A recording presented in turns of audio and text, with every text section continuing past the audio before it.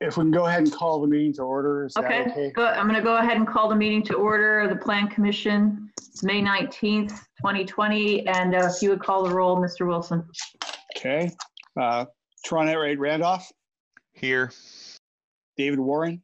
Here. Julie Thomas. Here. Amy Thompson. Here. Bernie Garitas. Here. Jim Stainbrook. Jerry Pittsford. Here. I know Jerry's here. Jim is on the line. He was muted for some reason, but he is here. Okay. For that. Jeff McKim Here. is here. Okay. Susan Stanberg. Here. Okay. And Margaret Clements is the only one we're missing at this point. And hopefully she will join us momentarily. Oh, She's on. Yep. Great. Okay. Oh, Okay, all we right, have- Margaret, do you want me to hand the meeting back over to you? Sure. Okay, so We're still in the roll call, correct? we Yeah, just finished roll call. We have 9 voting members and a quorum.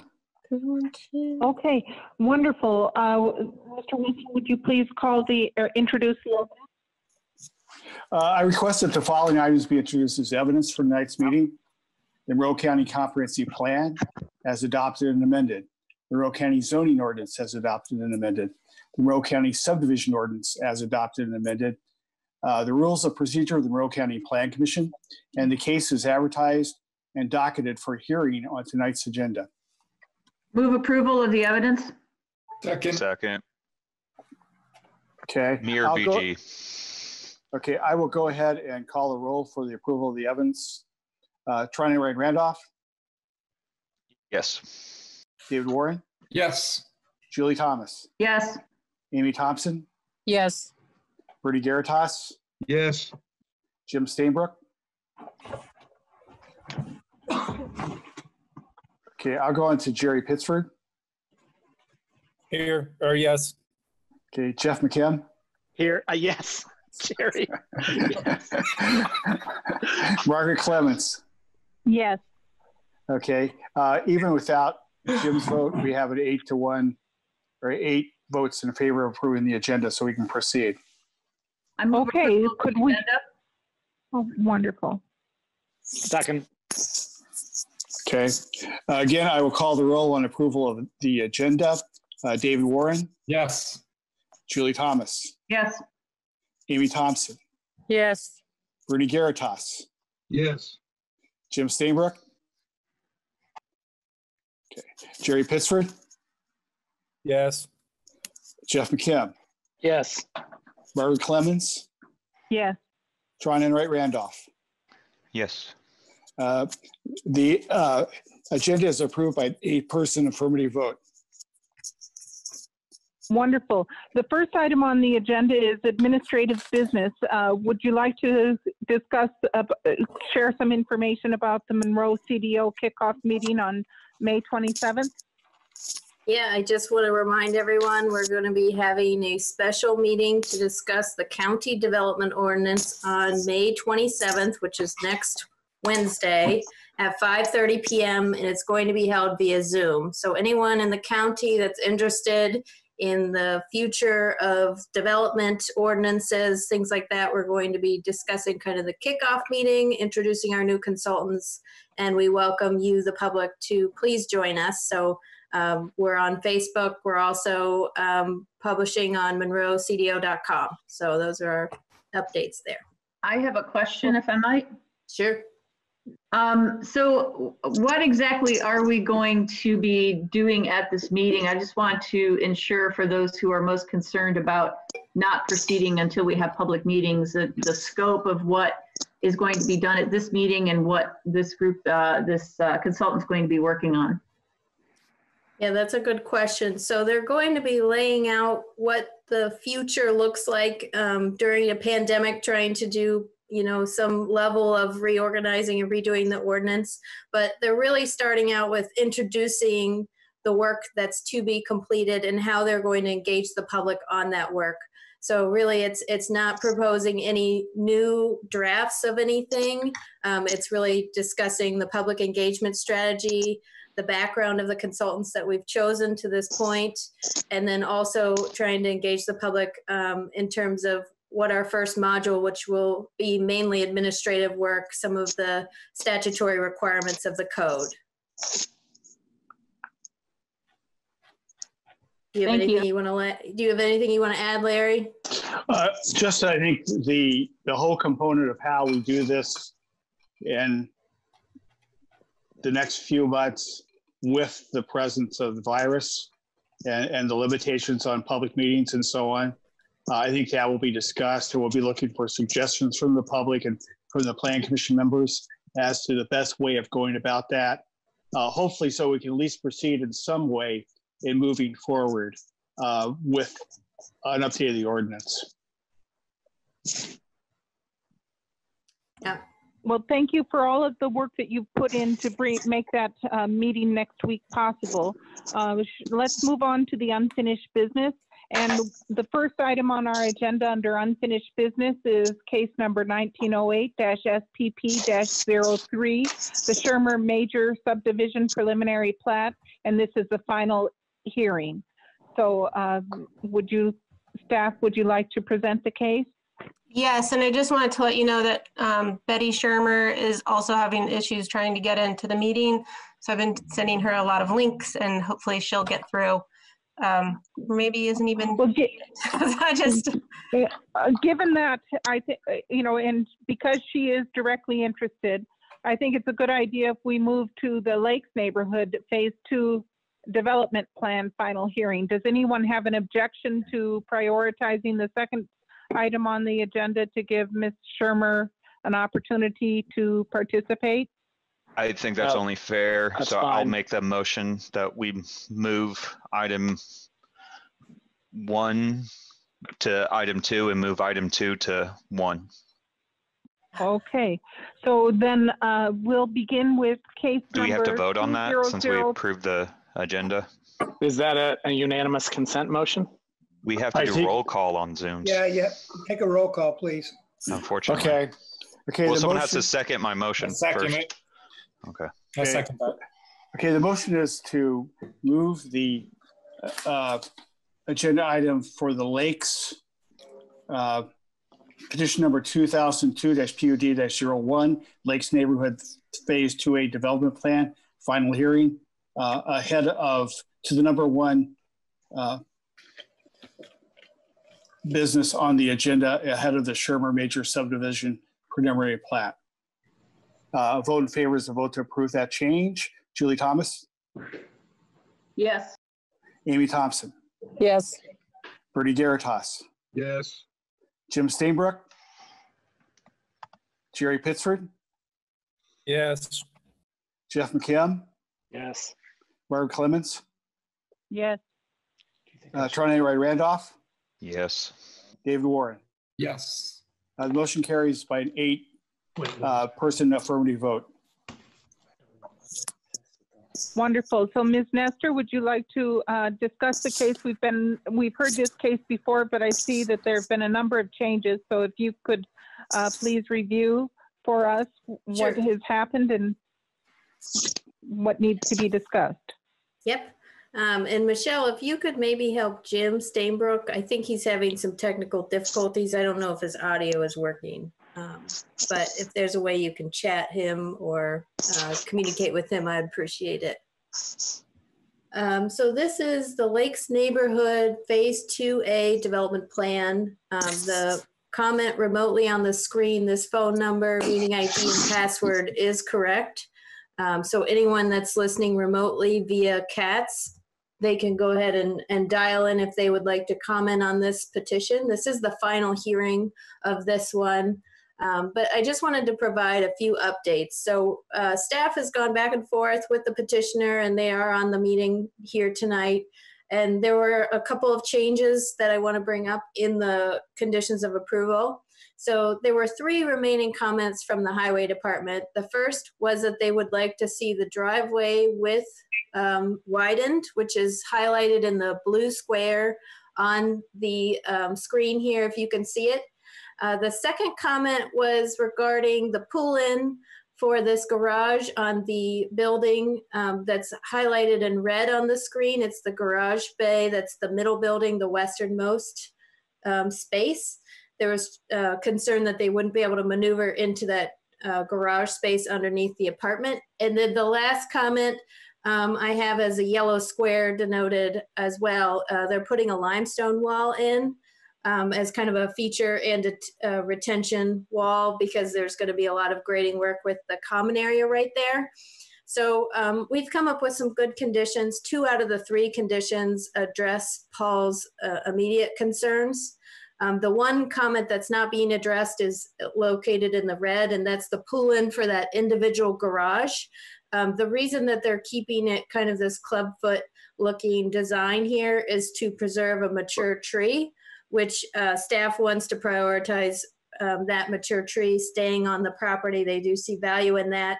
And also recognizing that this is a private parking lot, and whoever wants to move in and use that garage facility would understand and see that before they would rent the facility. So that's kind of staff's perspective and update on the conditions. But I'll just quickly remind folks, this is a PUD, so we're following the Lakes Ordinance, and then where that falls short, we do follow the county ordinance. And this is a petition to propose 3 separate buildings on a tract of 1.76 acres, combined with a final plat. So here we are off of South Sayre Road and Constance. And the area that we're discussing is in the yellow square. So that's areas G and H per the ordinance, which kind of think of that as like the zoning designation for the Lakes PUD. They're meeting all of the requirements in the outline plan. And what they're proposing is on the largest building on the west side, nearest to Sayre and Constance, is a office space, as well as 28 residential units. And then in the building in yellow, it's 8 units. And then the building in green is going to be 5 units. So they're meeting all the density and parking requirements in the ordinance. They're also hoping to final plat this property. And so by doing that, they'll have to improve Boathouse Lane. That's done administratively, but just wanted to make folks aware of that is happening as well. So one of the other conditions that is being requested is to put together a drainage easement for the 2 bioretention areas. So that is also one last thing that we kind of have to do before we move on to the final plat. In the comp plan, this is an urban infill neighborhood, very dense, very close to the city jurisdiction is kind of what it's designated as in the comp plan. So here is the updated development plan with the latest changes. They've kind of abided by our last comments, which were to put the common area in the detention area in the common area and not split that between the residential lots. So they've been able to do that. And then the landscaping, they've been able to meet the bioretention landscaping requirements as requested. So the updated 3 conditions for the staff recommendation included drainage easements to the county, the limestone wall be no more than 6 inches from the parking lot to allow overhang of vehicles as they're maneuvering.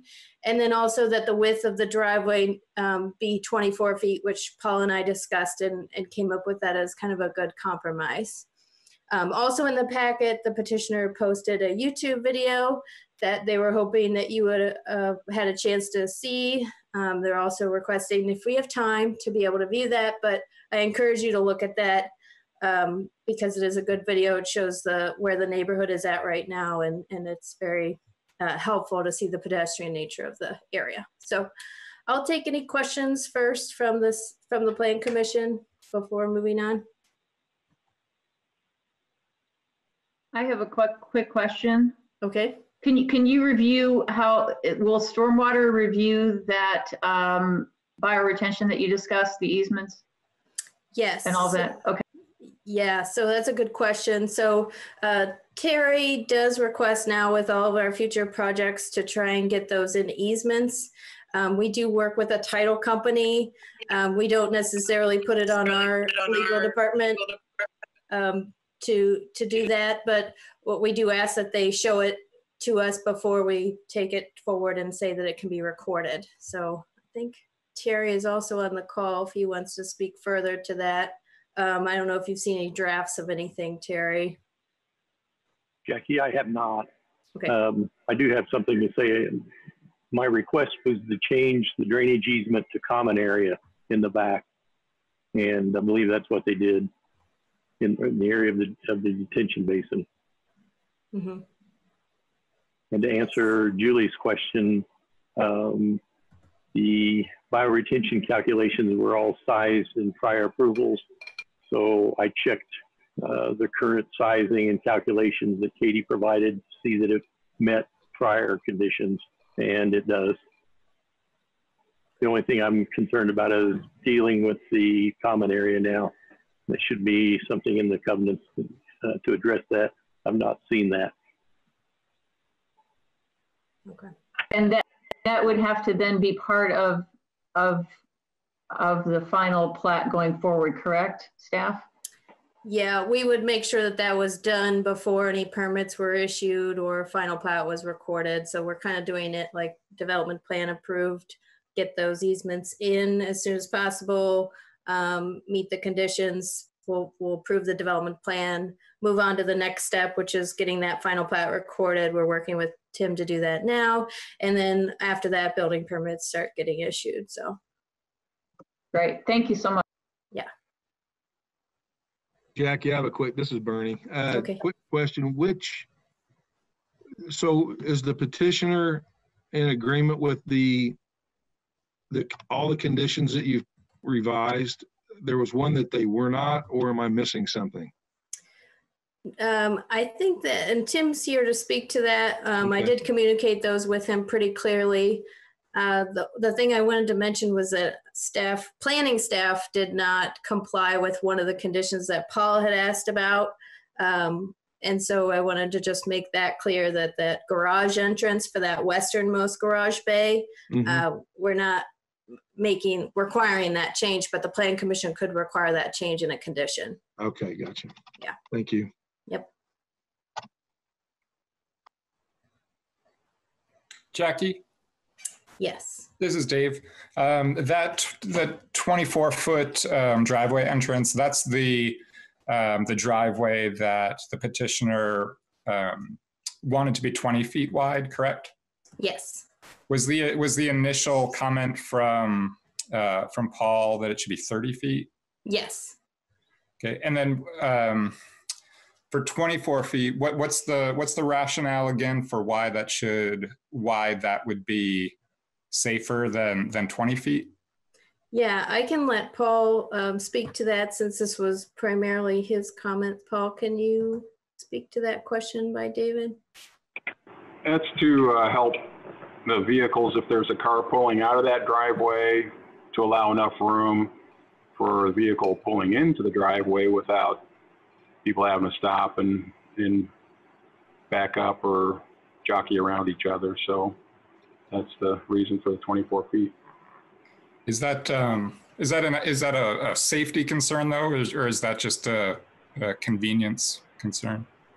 It's a safety concern. You don't want cars stopping on your main road to get into a driveway. They can cause potential rear end collision if somebody has to stop suddenly rather than just smoothly pulling into the driveway. So 24 feet's a common aisle width for a parking lot, so it's not out of the ordinary to have a width of that nature. Okay, I guess my thinking there is that I don't know if that 4 extra feet really gets you any further convenience. I mean, this is a very small, it's a very small road. It's not really part of a public road. I don't believe. Anyway, those are my thoughts. 20 foot is about the standard size of somebody's residential driveway, and that's pretty tight if you're just moving one car at a time. But here we've got cars coming out, and they're not necessarily up against the curb, but they're offset a couple of feet. So I mean, 24 feet. If you've been to the Showers lot from Morton Street, that driveway is 24 feet wide, and it it can get snug if somebody's coming in and somebody's coming out that's not, you know, right up against the curb. So it's doable, but it's, you know, not overly snug at 24 feet. And just to clarify, Paul, you were good with them tapering it back down to 20 feet after the entrance area? Yeah, it's Okay. the entrance is where you're going to get the primary conflicts, and you know you need the wider radius to allow the cars to get in and out. So Okay, yeah, thank you. For me, the 24-foot entrance, it would be a minimum. And then I also have a question about engineering around this tree. Should the tree die within 5 years or 7 years after construction, would the builder be responsible for that tree? Or because we are engineering around a tree that will be severely stressed due to the construction. And since we're engineering around that, I'd hate to have the homeowners association responsible for the removal and replacement of the tree. So Margaret, I'll just address that question. So typically when we do development plans or site plans and landscaping dies, our ordinance specifically says it must be maintained in perpetuity. So we can come back and later say you need to replace certain trees that have died. How that gets paid for, I will maybe lead that to Tim Hankey's position, but that's a good question. So just to be, oh, I'm sorry.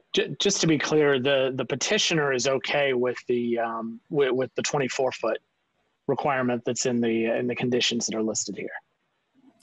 Yeah, Tim is also here, so I want to make sure he gets to speak to that, but I did communicate that with him ahead of time, yes. Okay, thanks. Yep. Any other plan commission comments? Okay, then we should move on to hear from the petitioner, the petitioner's representative.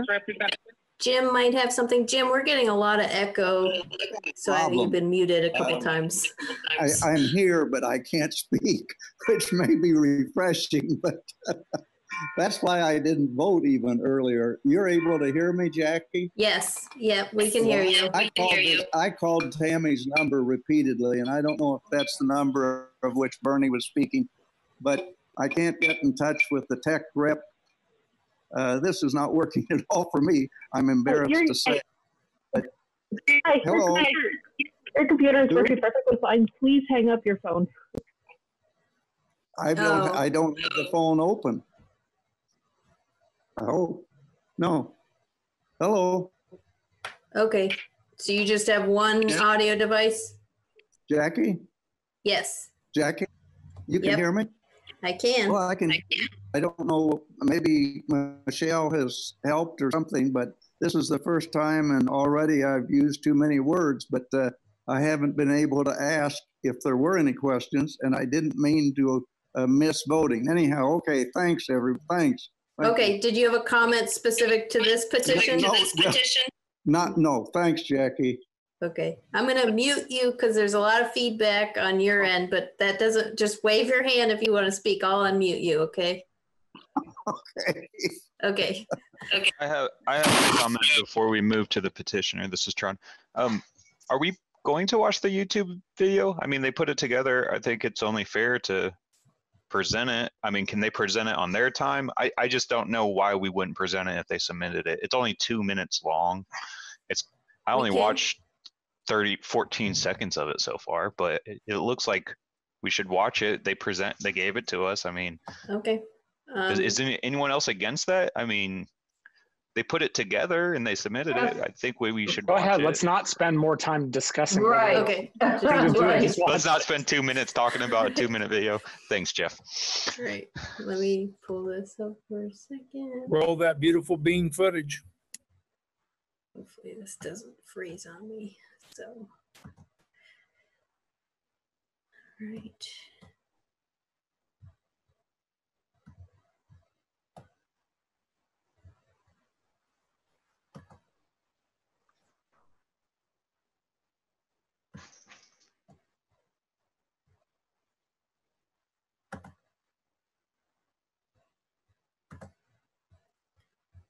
Can you see my screen? It's a YouTube video. Okay. No? No, just see your PowerPoint. Okay.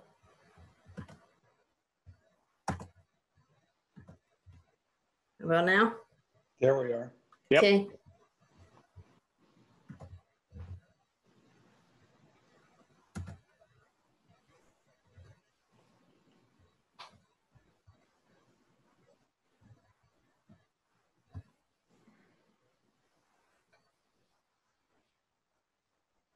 Nice. Mm-mm.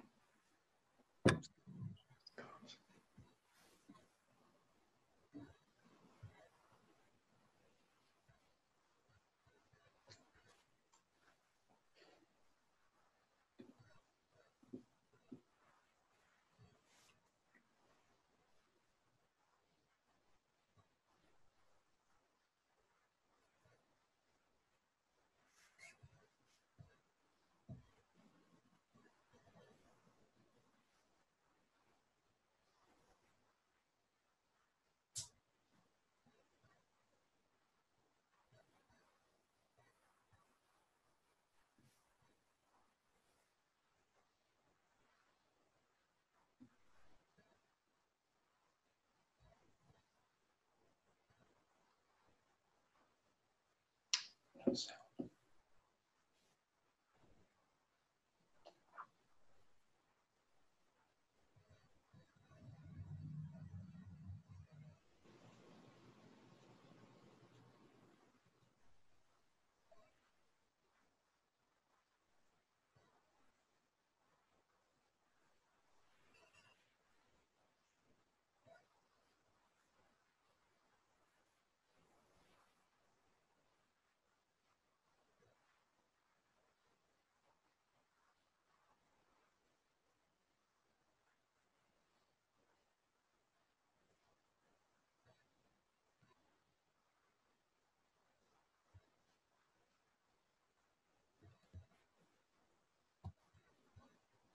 Stop.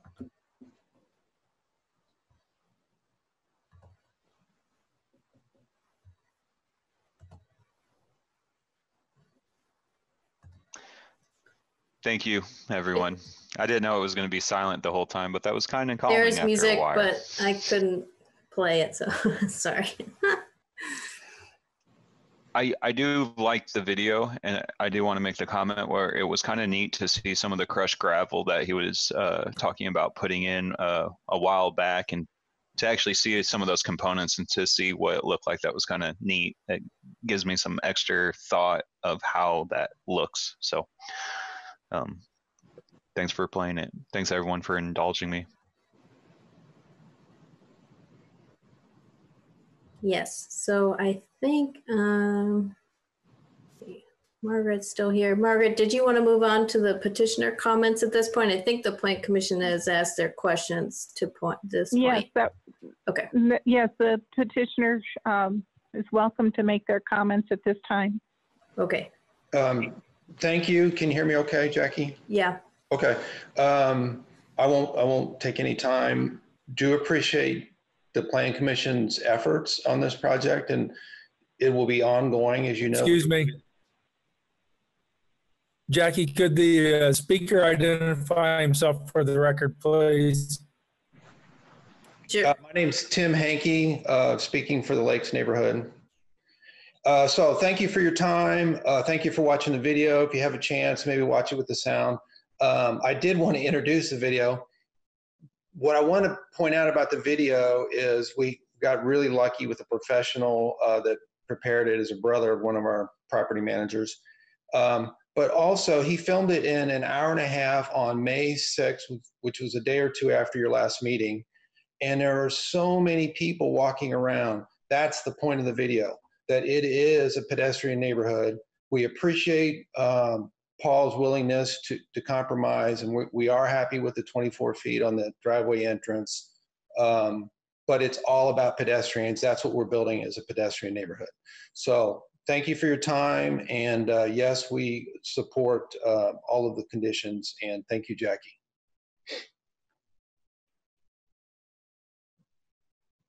I only have a question, Okay. and that echoes Margaret's comment about the tree and how that, if it dies or something happens, I guess her question is the homeowners association going to take care of it, or how is that going to play out, I guess? So right now, there's no difference between the homeowners association and our company that's building and managing the property. It's us, and we have already replaced some plants that have deceased, and we would expect to do it again. And hope that this one doesn't die. It's worth saving. It's a bigger tree, so.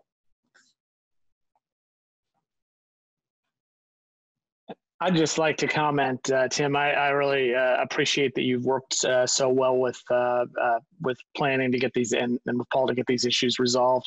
I think this is a really exciting project. I love the pedestrian orientation of it. I think it fits. I mean, I know it's urban and it fits the location, and I'm really excited to see you move forward. Thank you, Jeff. I want to echo those comments as well. Right. I want to jump in and go maybe a step further. I believe this piece of property was very near the city of Bloomington planning jurisdiction. So when we first came to deal with it, it raised a lot of questions.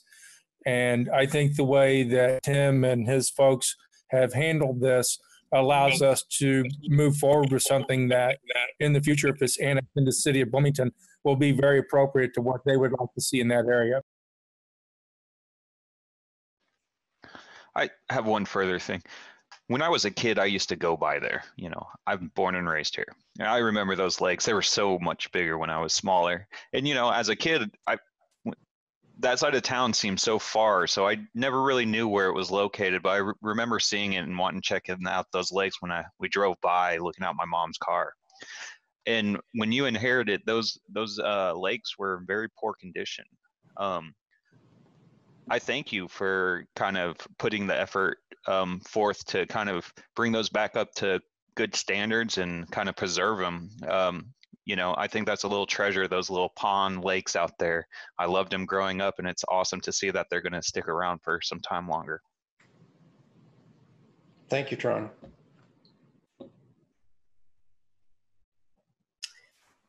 Okay, is there anyone else here online or in queue to speak on behalf of this project or in favor of it?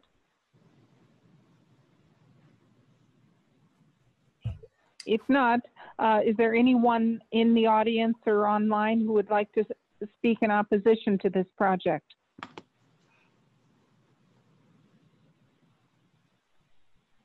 I'll note that we haven't received any remonstrance or support via email either. So just so I know. Okay, then I think it's time to entertain a motion. I can do that. Before you do, Bernie, I have a question. The agenda included waiver of final hearing. Isn't this the final hearing? Yes. Yeah, you can take that out. Yeah. We don't need that waiver. Okay, right. Proceed, Bernie. Okay.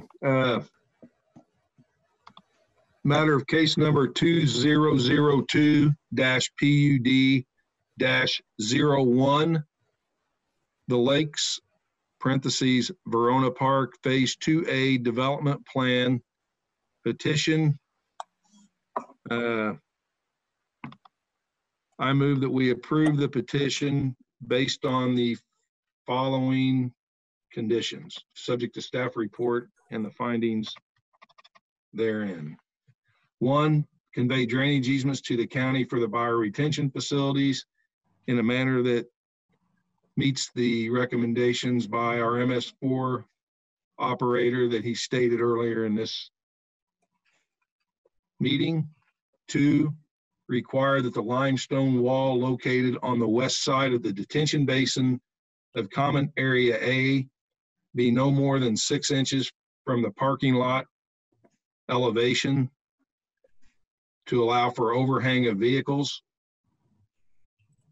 3, the width of the driveway entrance be 24 feet. I'll Second. second. Is that the only motion that you had for your recommendations, Jackie? Yep. Okay. Yeah, that's all I have. Okay, I will call the roll. Second. Oh, I'm sorry. That's I 3 thought we had a seconds. second. We Yeah. did. Yeah, we had a Okay. couple seconds. Okay. You can put it officially down for Tron. Okay. Don't fight about it, guys.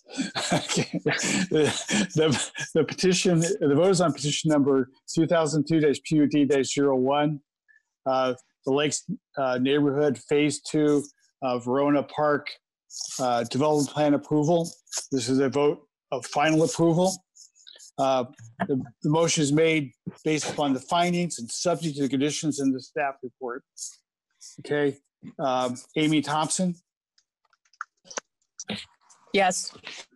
Bernie Garitas. Yes. Jim Stainbrook. Yes. Terry Pittsford.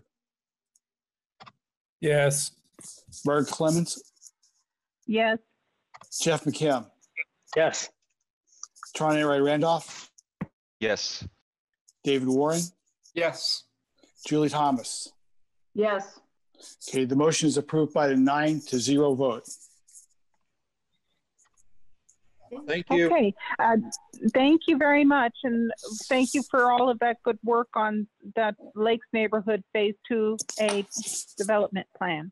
I appreciate it. Thank you. Good night. Thank you. And it's time to have the Shermers, has Mrs. Shermer joined?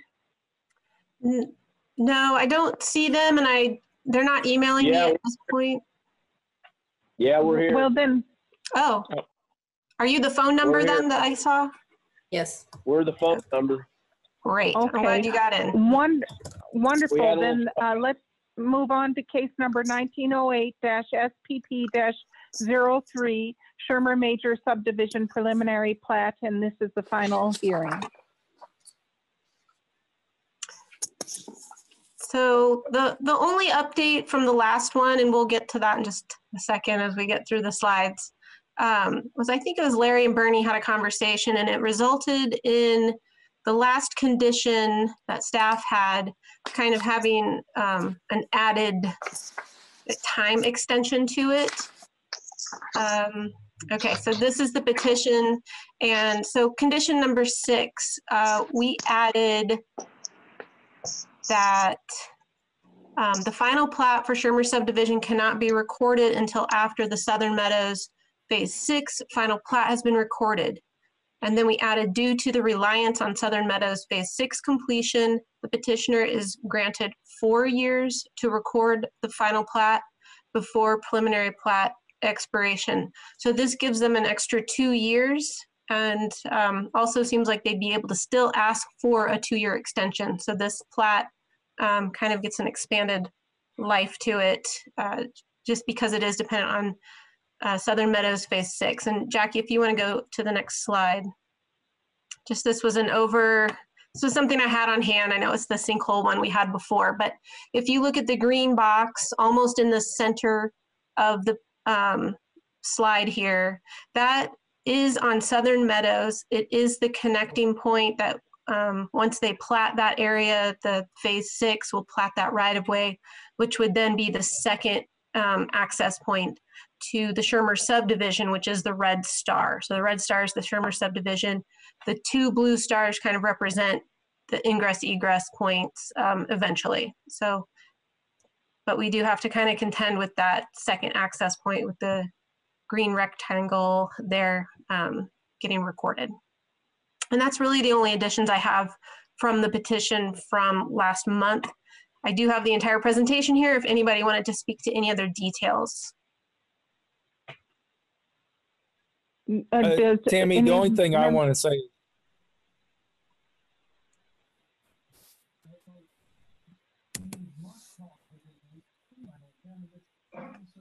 Margaret, can I speak?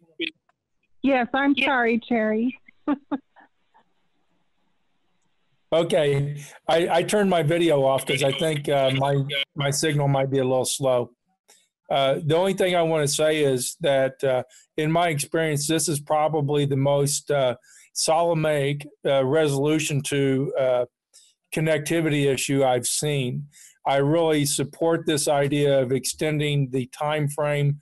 That way we don't put pressure on Southern Meadows to move forward in order to accommodate Shermer or hold Shermer up because of Southern Meadows' reluctance to or inability to move forward on their plans. So I really think that this is the kind of resolution that we should be able to look for and keep petitioners out of the courtroom with adjacent property owners trying to move their projects forward.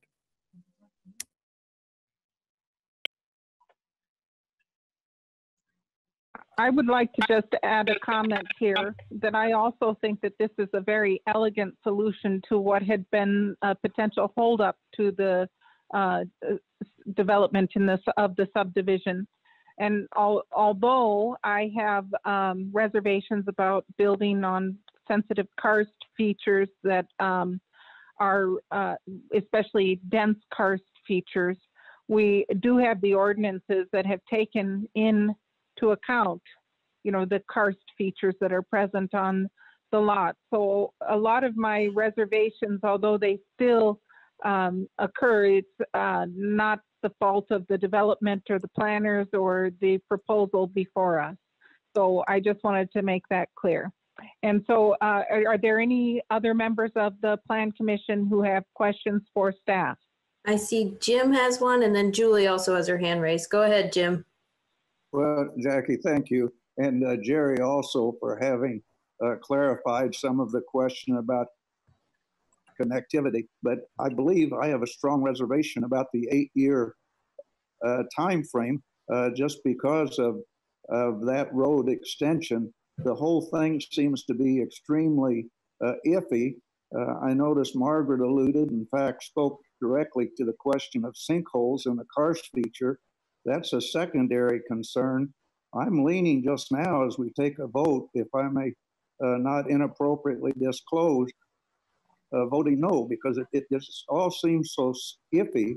If there were some further assurance, pardon me for going further with this, but if there were some assurance that there was a probability of Southern Metals being able to successfully negotiate the entrance, egress, ingress on that road there. But this whole thing just seems to be very hypothetical at points. So I have a significant concern. Thank you.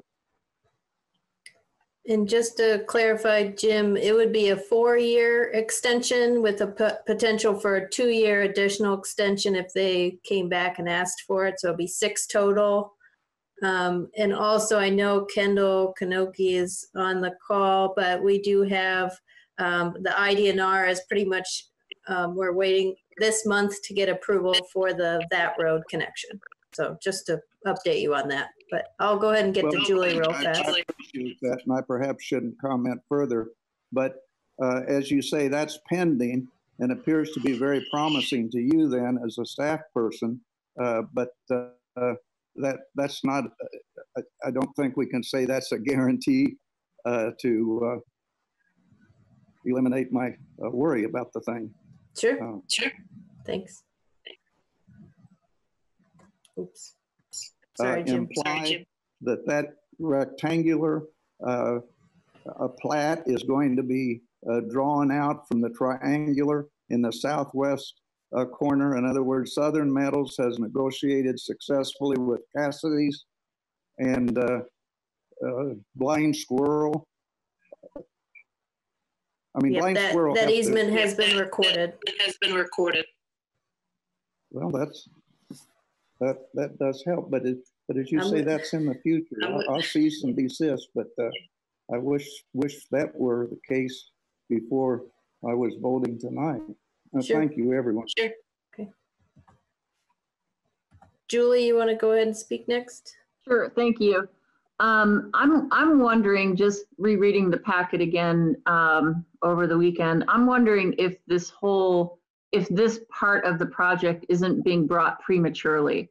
It just doesn't seem ripe yet because there is the issue of the road connection, and I am really concerned.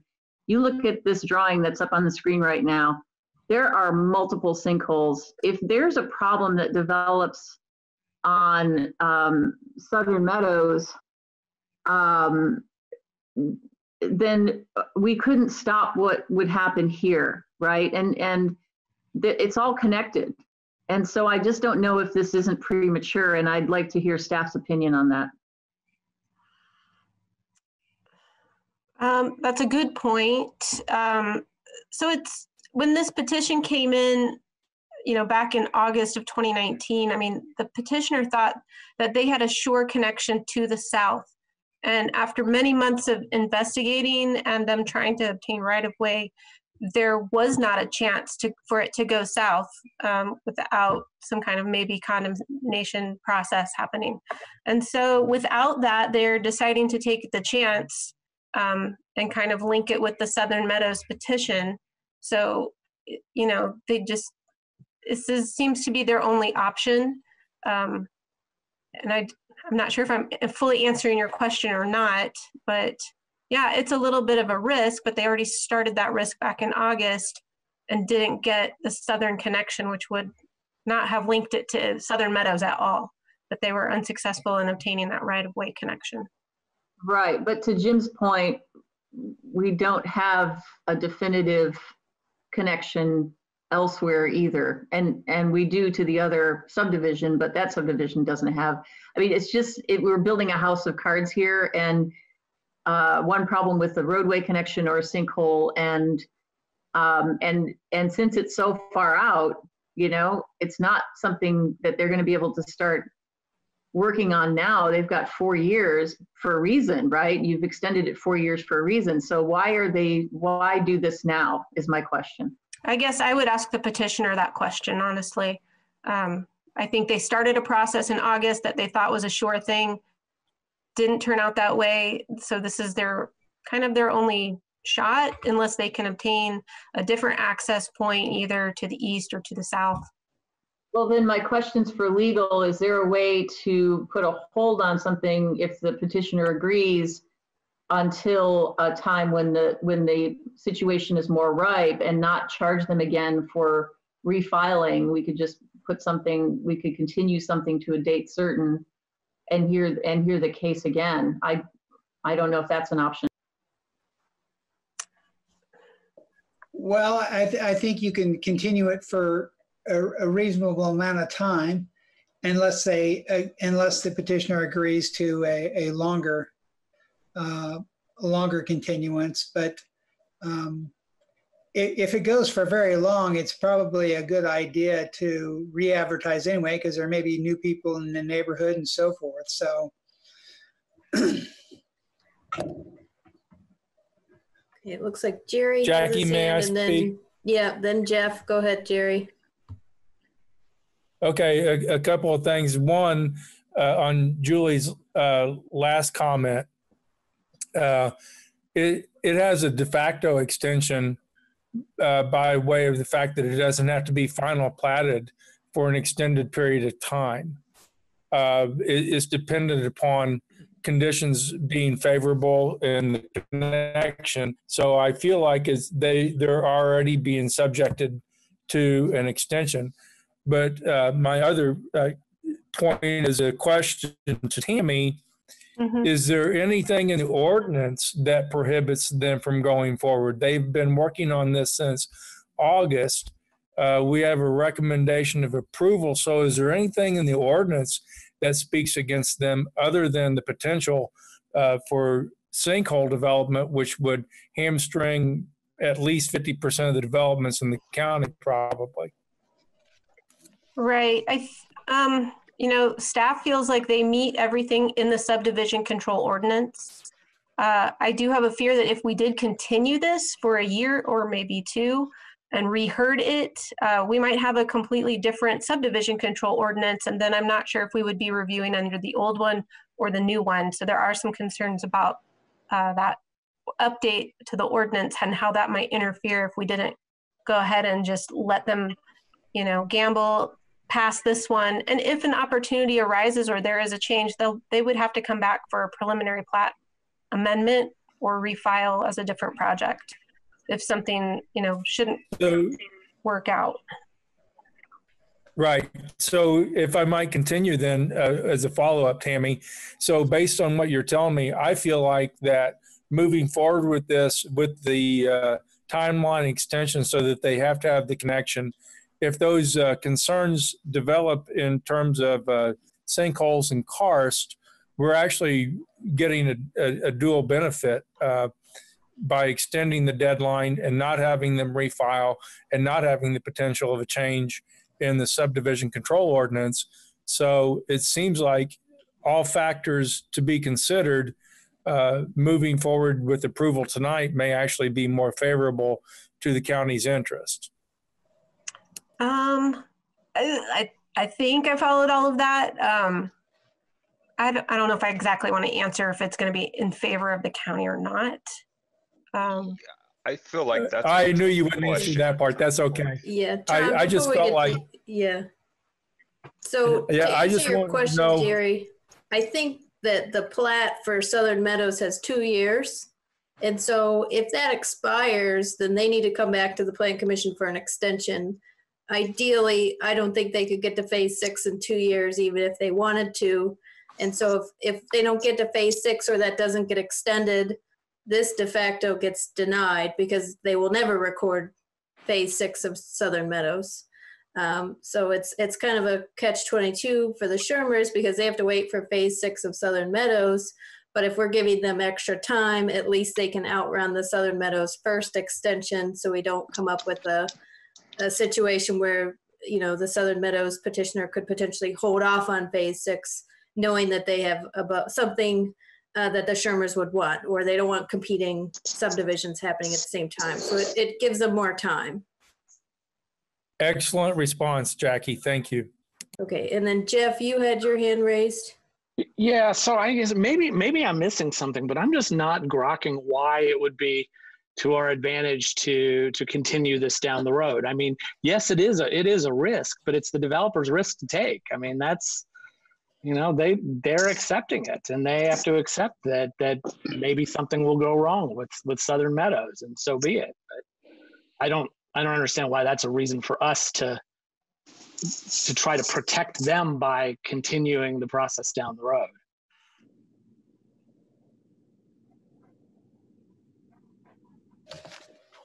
Okay. Were there other Plan Commission members that want to speak? Tron, you have your hand raised. Yeah, I tried to raise it on the participant, but for some reason, oh, there it is. It's down there. Okay, I can do that next time. I don't know. I'm kind of in the middle on this one. I kind of want to address what Jerry said. That was a really tough question. We're missing the connection to the south. That would be a huge benefit for the county, you know, and as the plan in moving forward, that connection doesn't necessarily ever have to be built. The fact that we're conditioning things on projects that haven't really got there yet is kind of curious. I think Julie's comment of the karst feature and the aquifers and the way that they connect might be very interesting to see how one section gets developed and if this is really an area that we truly should be developing. Also, I have a question for the petitioner, but I'll go ahead and say it here. I'm curious, will they continue to pursue a connection to the south for the next 4 years if we do extend this? You know, I'm not sure if there's a way that we can ask them to pursue that moving forward. But that's my point. And another thing is, right now we have it connecting to Southern Meadows. Are we going to lose that if we don't extend it? It's just so many give and takes on this one. And I went through that neighborhood the other day. I biked up there because some of the neighbors had concerns with steep hills and things. I thought all of that, the biking was fine. What wasn't fine is when I had to put the bike on my shoulder and kind of cut through the grass and go through there. There's a lot of interesting areas that, you know, have, you know, I don't want to say they're sinkholes, but there's a lot of different type of terrain out there when I was walking it, which was kind of just interesting in itself. A lot of, you know, areas that look like sinkholes. Obviously there's a few on the plat, but I mean, it just looked way more extensive when I was out there than what I see on the plat. But some of that just might be overgrowth and this and that, and some of it might not be a real sinkhole, just like a hole or something. But my point being is I'm really just right dead center on this one. And I truly think the best connectivity, and outside of everything else, that's essentially what we're looking at, because they're following everything. Having that connection to the south, I think, is way better than cutting through the neighborhood, but we lose that moving forward. That may never happen either. So, the only option is Southern Meadows, because they need the 2 points of entry and egress, and right. So they're basically kind of landlocked. It's a tough one. And I'm going to wait. I'm really curious what the petitioner has to say with my question of, are you going to continue to seek connectivity to the south throughout this process, or if it gets approved now, are you just kind of set and you're not looking to kind of potentially add that connection? So, John, real fast, Margaret, did you want to see if any other Plan Commission members have any other questions before you get to the petitioner? Yes, I wanted to avoid the awkwardness of not being able to see everyone raising their hands. So I kind of deferred to you, yes, Jackie, because it was just taking time for me to. Yeah, I think everyone's questions have been answered. If not, raise your hand. I have. Okay, Bernie has one. One. I'm going to have a couple more, I think, after Mr. and Mrs. Shermer speak. But as the petition sits now, there are no waivers being requested. Is that correct? Correct. Okay, thank you. Excellent question. Okay, so then maybe it's time to move on to hear from the petitioner and or the petitioner's representative. Jim has one question, sorry, and then we'll move on. Sorry, go ahead, Jim. Okay. Grin to do that, but following Bernie's point then, which is well taken, but I thought that there was a need for at least 2 exits, ingress, egress, whatever the terminology. The only way out of there is north on College. No, there are, as they propose it, there is the one to the north, which is the Blue Star, and then there is the one to the west, which would be the second point. If they can't ever build that green rectangle, then this cannot be final platted, and this will not be a subdivision. I mean, I've had an awful time talking, period, due to something earlier on, but that still does not exist now. If they were to start now from where we are tonight, they only have one entrance to these lots for this plat. We would not let them final plat and sell any lots. They could not build a single house on there until the second access point is secured. Well, I guess to me though, and maybe it's not because you're the planner or the planners, but it seems to me sometimes when we get into these things where it's if and if this happens and if that happens, and people don't always aren't able maybe to do these iffy things. But it seems to me, in my view of it, that at this point, in effect, it's a waiver. They've only got one entrance. They should have at least 2. They do have 2 in the proposal. And if the second one is never built to the west, they do not get to final plat. This will not become a subdivision. They cannot sell a lot until there are 2 solid built access points. Does that make sense? Not to me, but thank you. If I could just jump in here and clarify, Jim, they're expecting the approval of one of the access points to come through possibly this week. And so the Plan Commission and the planners would not allow the project to go forward if that access point was denied, if I understand correctly. That's correct. Yes. Correct. Well, it seems that you do, but how many times in the history of zoning and the ordinance and planning have things been anticipated that didn't go in good order? And if this is going to be assured in 2 weeks, I just don't know why we're doing it tonight, but everyone has allowed me to say, and I would like to say to the Shermers, Mr. and Mrs. Shermer, although I haven't had the pleasure of meeting, I have the utmost respect for them and concern for what they're trying to do, but this just does not seem proper to me. Thank you. Not bad. Okay, thanks, Jim. I think we're ready to move on to the petitioner or the petitioner's representative if you want to state your name. George, I can go first unless you want to.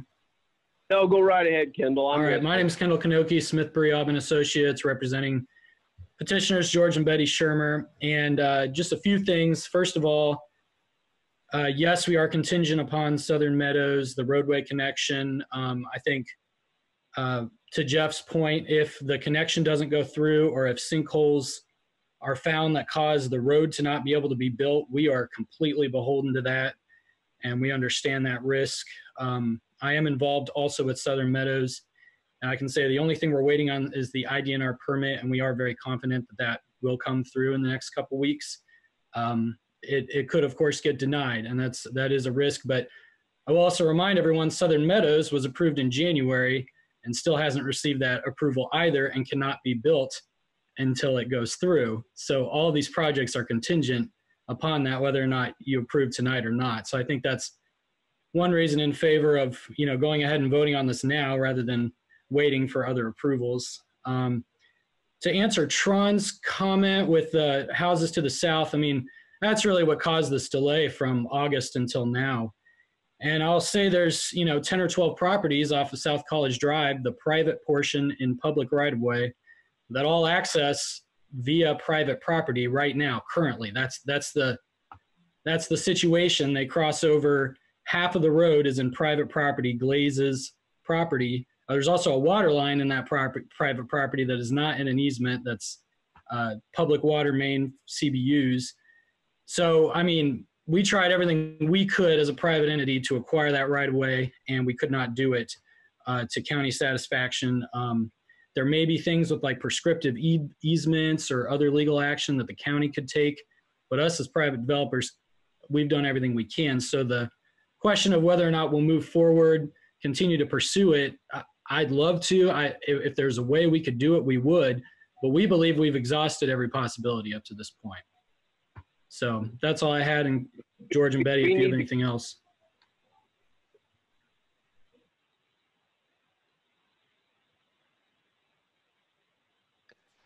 I just want to follow up. So, yes, I believe you probably did exhaust all your options. Unfortunately, it would be awesome if we could make that connection. But we're looking down the road. You never know what's going to happen when maybe some of Southern Meadows starts being developed and the neighbors see this coming and they're like, oh, actually, that would make a lot of sense to connect. Or someone buys the house that owns that easement, So my question is, maybe not for you, Kendall, but is there intent to continue to pursue that connection? I think it would just heighten the area itself. Go ahead, please. Thank you. Can you guys hear me? Yes. Okay. Yeah, the answer is yes. I would love to purchase and correct something that basically was an error 50 years ago. We're talking about a strip of property in the middle of that path, that the absolute correct thing is to make an entrance to the south. And the only way right now to make an entrance from the south is for the county attorney to step up and help us. And she's basically said, it costs too much. That's always a problem. We don't want to do that. We want the private guy to try to do it. So we did, and we failed. And I will continue to pursue every piece of property on that street. because, you know, despite what they all say, we all know that they're all on septic and many of them are failing. And, you know, to upgrade the road per what the highways recommended and per what planning has recommended. So yeah, to answer your question, we're going to keep pursuing it. The second thing I'd like to say is, and a couple of you have alluded to it, the only person taking risk here is me. County has no risk, because if Southern Meadows doesn't happen to phase 6, you're out. I mean, there's nothing I can do. It has to get to phase 6. I believe it will get to phase 6. I believe there's so much need for that kind of housing that, you know, I've been working with the Southern Meadows folks myself. So if it doesn't happen, then nothing gets built. It's that simple. It's drawn up that way. But I believe it will. And so, you know, I'm basically asking for your vote tonight to say the county's not taking any risk here. What's the worst case that happens to the county? It goes through, it's built exactly the way planning developed it. That's the only thing that can happen. Or phase 6 never happens, and it's sorry, Mr. Shermer, it didn't work out. You know, come see us when you got it, when the property is available to the south. Tammy has absolutely busted her tail on this deal to try to help and explain and work, and I can't thank her enough for everything she's done, and Kendall throughout this project. But you know, we've spent a lot of time, a whole year, a lot of money to try to get to this spot in the road. And now we're asking you guys to let me take the risk. We've met every one of your requirements. That's really all I've got. Well, I want to say thank you for addressing my question. And yeah, I love the answer. Yeah. Margaret, do you want to take any further comment from the public? Yes, I would like to know if there's anyone else who would like to speak in favor of this petition from the public. And if there's no one, I'd like to see if there's anyone who would speak in opposition to this project. I would like to speak. Nathan May, if I have an opportunity. Yeah, wonderful. You're recognized. Okay, I just have a couple questions. So we were just brought up in that conversation that the septics are failing on our street. I just had that's definitely not true. The one that's failing is the property that he bought, and it's been leaking septic for the past year or more and stinking the whole southern end of that or the southern for them, northern part for us, has been stinking. So I don't know where that came from. But also I just want to speak to the fact that we keep talking about connectivity. Our neighborhood, we have 3 exit points. This isn't even a development now. So to say connectivity, that's still like a 6-year out thing, and that somehow we're going to see that this neighborhood, we want connected to this neighborhood, when the appeal for this area and the people that bought homes and have grown up here, and for my family specifically, we've moved back within a few houses of where my wife grew up because of this, the quietness of this neighborhood and the section of this road, that, you know, the safety of it, because it's not a safe main road. None of the roads in the 90-degree curve at the top of the hill is unsafe. It's not up to any kind of code. So let's say you bring the section up to code, you're going onto a road with no sidewalks in an unsafe area that you're funneling kids up onto there, when the kids can walk the trails that are being created to the school safely that way. So I guess I'm still, like I said, this isn't for us. It's more, it's more of, I don't know why we're in opposition, because it doesn't do anything for the current residents on this section of road, and to open it up to something when there was an availability to take it through the trailer park. the same owners were owning there was a section they could have approached, taken it to the east, and where there's a road that comes all the way down in cul-de-sacs as well that could take you right out to Old 37 that way to the east. So I just am not seeing the benefit for anyone else. And then I guess that's where a lot of the opposition is. There is no appeal for anyone other than potential people in the future. No one in this area does it benefit. And I've heard several people speak that it would benefit. We have plenty of connectivity. We have 3 exits from our neighborhood to go to Rogers, to go to Church Lane, to go to Wayside Drive back out to Old 37. There's plenty of connectivity. And that defeats the purpose of having a county neighborhood that is quiet, that doesn't have traffic flying through it. When we already said we're going to add 1,000 trips a day just from the other division, and now we're going to add 20 more homes and another few hundred trips a day. We don't want that. So we're in opposition. Thank you, Mr. May. Is there anyone else who would like to speak against this this proposal? I would like to speak against this proposal. Please state your name. My name's Jessica Haldeman, for all the reasons listed from Nathan. And are you here or representing a larger group, or is it just the 2 of you tonight? Just the 2 of us that own a home on the street that you want to connect, that we do not. Oh, okay. I'm also speaking on behalf of a homeowner directly affected by this, touching the property line as well. Plus so yes, we're representing multiple people on this road, and you'll see that not one has spoken in favor or will speak in favor of it. And I can't speak for the people on Old 37. I'm sorry, on the South College Drive to the north. I haven't heard from any of them, but I'm assuming they're in the same boat from the initial meeting when all this was brought up over a year ago. Well, thank you very much. And I think that concludes the arguments against the proposal. And now I'd like to turn back to discussion among ourselves. And one question that was raised by the developer had to do with who is taking the risk. And I would just enter into the argument that there are 2 other parties that are potentially, actually 3 other parties that are assuming some of the risk with this development.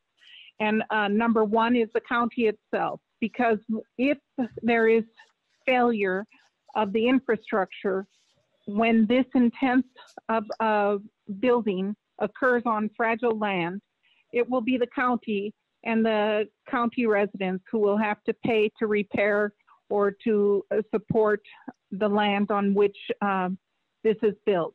The second party who is taking the risk are the people who would buy the home. The third party that is taking the risk are the surrounding neighbors whose drainage will be impacted by the intense development of this property. Based on Tron's recent visit to the site and his report of the undulations in the land, and especially given the fact that we've had so much additional rainwater, which can provoke further sinkhole development, and these types of rainstorms are going to continue in intensity, and the consequences from them will be felt on fragile lands. So I would have to say that that is a concern to me, especially when homeowners associations are made responsible ultimately for failed drainage. And the homeowners association that will be created for this development does nothing to serve, for instance, Ms. Holderman's and Mr. May's drainage on their property. So I'm very concerned about that, and I would like to hear the rest of the members of the Plan Commission speak to my concerns, and ultimately, finally, even though so much work has gone into this proposal, give this either an approval or denial tonight. So please, other members of the Plan Commission, what are your thoughts?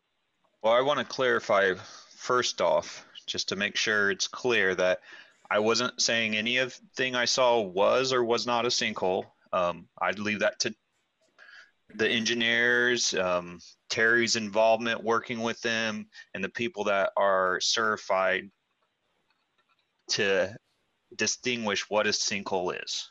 There were indentations, and I know you said that, Margaret. I know you didn't say I was technically saying that, but I just want to make it really clear.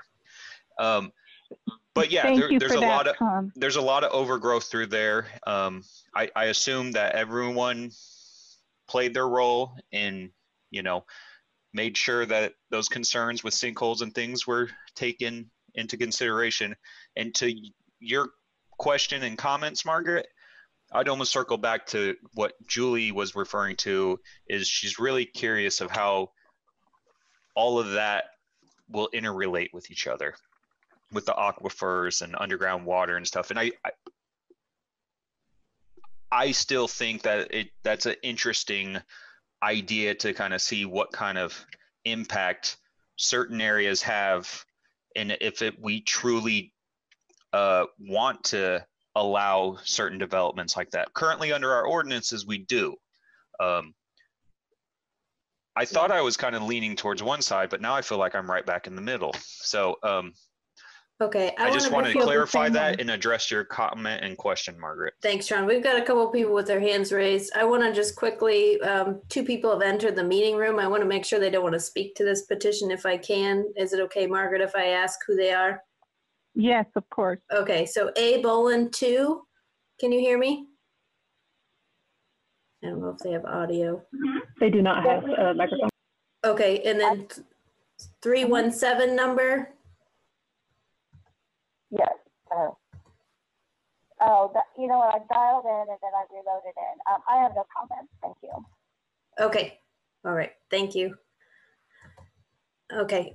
So we have Dave had something, Bernie had something. I don't remember which order. I'm sorry. But Dave, do you want to go ahead and speak? Yeah, there was a point that Margaret made about drainage. I just want to confirm that stormwater is fine with this and the Southern Meadows project, correct? That's a good question. Yeah, Tammy, go ahead. Yeah, he has signed off on it, and there are some conditions of approval at the end of this PowerPoint that maybe we should pull up, because one of the conditions is that we have geotech studies. I think there are a few, there might be a stormwater one as well. It's been a while since I've looked at that. So I think it would just be a good reminder that these would be the conditions to allow a final plat. Mm-hmm. Yes, and Terry and I went over all of these conditions, and he was supportive of all of them. Okay. And then just one more quick point too. I mean, I know if I owned this property, I wouldn't want to have to wait 2 or 3 or 4 years and have it depend upon another development being completed. But I'm not the developer, and if the developer is willing to wait and have this be conditional on another development being completed, I'm okay with that. Bernie, you had something? Yeah, I've just got a couple questions. Explain to me what the conditions are for the green box. That would be number 6. And so the final plat for Shermer subdivision cannot be recorded until the Southern Meadows Phase 6 final plat has been recorded. And then that's where we've given them that extra time period so that their preliminary plat doesn't expire. And they wouldn't have to come back to the Plan Commission for basically reapproval for as long as 6 years. The green box are the offsite improvements, correct? Correct. And okay. Right-of-way would be dedicated during Phase 6 of Southern Meadows on their site. And then Shermer subdivision would do those offsite improvements within the right-of-way. So when we did Southern Meadows, that condition, the condition for that connection was put on this property. We forewent that to allow that connection to be built by the adjoining property whenever this plat went through. Is that correct? Wait, say that one more time, sorry. Well, the green box is Mhm. not on this property, so it's going to have to be constructed by the Shermers in order to make that connection. Correct. Okay. And so what that would happens be if- condition number 3 in a sense here. Exactly. That you went to 6 and really it's number 3. Sorry, yeah. So my other question is, what happens if Southern Meadows builds and Mr. and Mrs. Shermer walk? I mean, Southern Meadows is still going to have at least, those 2 points of ingress egress. And I don't think it impacts their subdivision at all. I mean, I don't think the Southern Meadows approval was never contingent upon the Shermer subdivision. Does that make sense? Am I answering it?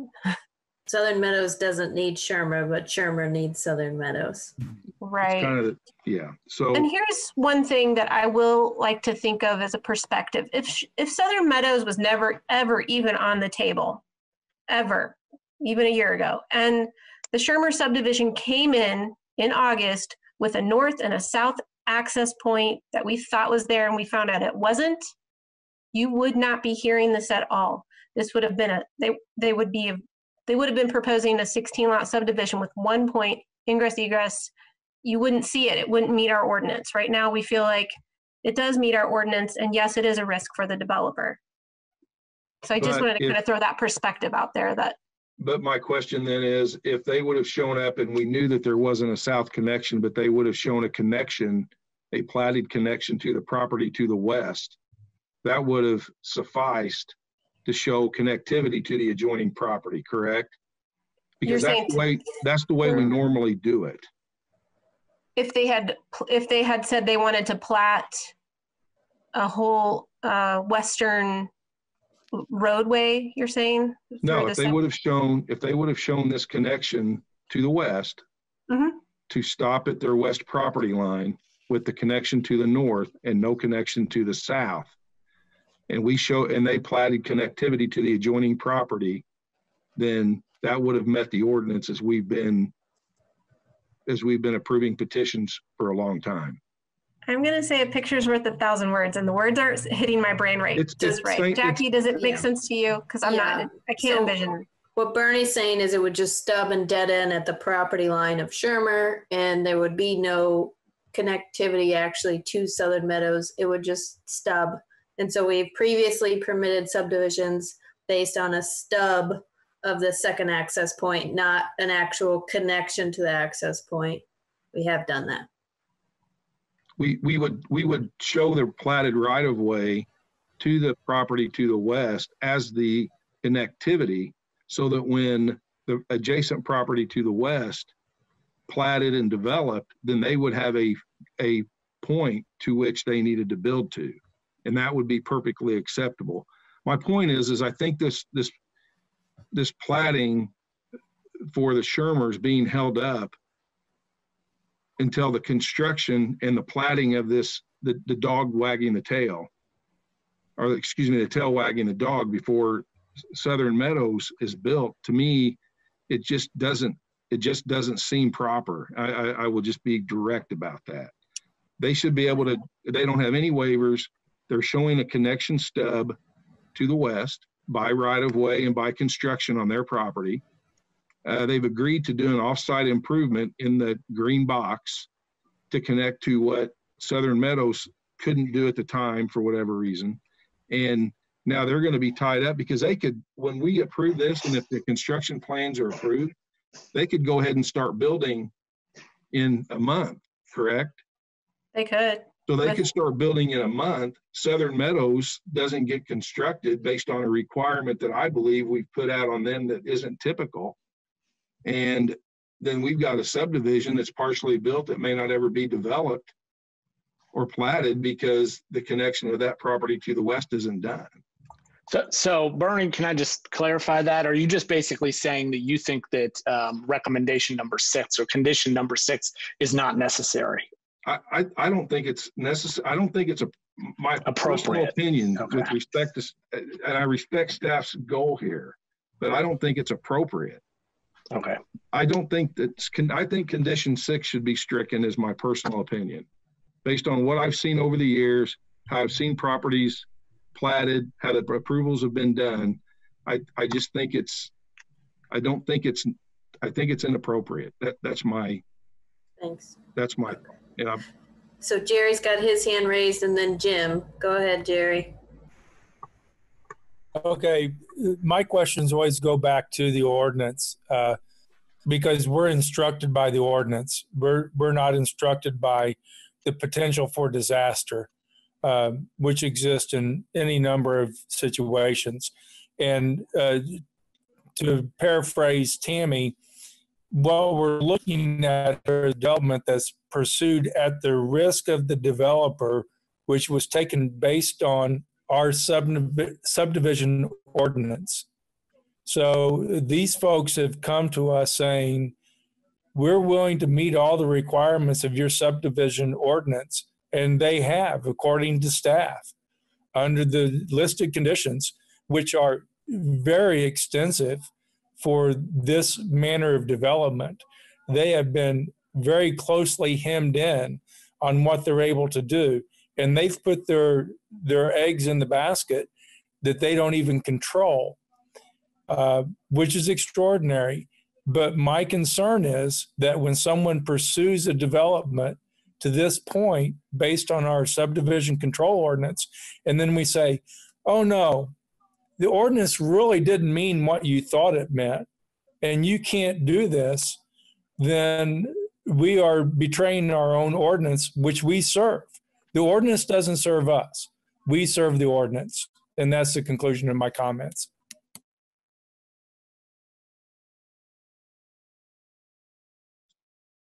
Don't hear you, Jackie. Thanks. Jim, did you have a comment? Yes, I really feel for the Shermers and probably for everyone for that matter. I'm a pretty sympathetic fellow. But this is a real enigma. That's part of what generates my intensity of sympathy and some empathy. But it'd take a Philadelphia lawyer, I think, to understand and unscramble some of this. And I just don't see, as a layperson, not an attorney, not a planner, but how, even though it may have been done in the past, and I don't approve of everything that's been done in the past. I think there have been pretty grossly unprofessional, well, there have been some bad stuff. And I don't see how common sense could suggest, Jerry, that there's an ingress-egress to the west when there may never be. Now, in sympathy again with Mr. and Mrs. Shermer, while they're willing to undertake this risk, what risk would there be in not acting on this tonight? Could they not come back with the same proposal closer to the time when it might come to reality? But speaking then also of Kendall, and that presented issues for me. I'm sympathetic about not having the county attempt to assist in acquiring the land or the right-of-way or in pursuing eminent domain. But on the other hand, I can't see how that's the county's legal responsibility, or the county with a capital C. What disappoints me, though, is if the county said to the petitioner, it's too much trouble to do this. So I've got some real concerns, and I think I'm still left with what I said earlier. I don't want to be mysterious. I can't imagine that something further is going to be said that will change my vote from no, but then we haven't voted yet. Thank you. Well, Jackie, I just want to interject really quickly. We don't serve common sense. We serve. Okay, so Tron has his hand raised, and then is there anyone else in the Plan Commission that hasn't spoke yet that wants a chance to speak? Julie raised her hand. Okay, so Tron, go ahead, and then Julie. Yeah, I mean, we're here to administrate the ordinance. I'm really glad that you spoke on that, Bernie. Did you have a question or comment? Okay. My comment is that we should look at overlooked the fact that sometimes we just stub out a second connection, and sometimes that doesn't get developed, and that needs to be addressed in our new ordinance, because the intent is to have the 2 access points. And if we miss the ball on that, that's fine, but you know, it would be a shame if we hold someone to a different standard that we held someone else in the past to, you know. So I agree, we're here to, you know, enforce the ordinance, and I'm really happy that they want to pursue the connection to the south continuously, and thank you for that. All right, Julie, did you have a comment? Yeah, I would just like Lisa Ridge, if she's on still, to make to clarify the county's position on pursuing eminent domain or right-of-way acquisition on behalf of someone who's a private property owner. I unmuted you, Lisa. Thank you. Actually, I have not been through an eminent domain. It's nothing that I've discussed with Dave on this. If he would want to have a discussion, I'm not sure what the legalities for this type of project. We've had to do it for some of our bigger projects just to basically reach a settlement, but not actually to do it for a full connection. If it's something that the board wants to look more into, I can work with legal and see if that's a direction that somebody wants to take. I'm not sure if Dave wants to state something also. I will. We had a discussion about this and noted that it wasn't on the thoroughfare plan as a project to do or any other plan, and that there wasn't any money set aside for that. So, and it appeared that it would be an action designed to develop or to benefit a single developer. And even though there would be obviously a greater public benefit to that, I think at this time it was just determined that it wouldn't be a project that the county was willing to undertake in light of all the other stuff that's going on. Yeah, and Dave raises a really good point there, and I'm sure this is discussions a lot that he's had maybe with Paul and such during this petition. But true, the cost of eminent domain is a huge undertaking, and it's a lot of court costs, it's a lot of legal fees, and you would have to decide who's going to pay for that. And like I said, the only projects that we've ever, that we've, had to do eminent domain or head in that direction is like where we have a funding source of maybe a federal aid project or such. Okay, thank you, Lisa. And then Margaret, I'm going to hand it back to you. I think that the Plan Commission members have all asked their questions. I don't see anything else in the chat. I think we're ready to move forward. Wonderful. I think that given the number one, the complexity of the proposal, and also based on our discussions tonight, I think there should be 2 votes on this proposal. One is on item number 6, and then keeping in the recommendation number 6 or not, and then a motion for the project overall. So if someone would like to make a proposal or a motion about the recommendation number 6, I would be grateful. Margaret, I believe my motion will encompass the recommendation of number 6 unless you want to take it as a separate item, which is unprecedented. Okay, Jerry, go for it. Okay, I'm going to make a motion in case number 1908-SPP-03, which is related to the Shermer subdivision major plat, and it is a plat vacation. This petition to vacate the plat, preliminary plat, is done in order to subdivide 2 parcels into 18 parcels. This is a plat of 7.0 acres plus or minus in Perry Township. I move approval based on the findings of fact and subject to all of the recommendations of staff listed on tonight's agenda, which include those recommendations or requirements. I'm not going to say recommendations, the requirements of the highway and drainage engineers reports numbered 1 through 6 on tonight's agenda. That is my motion.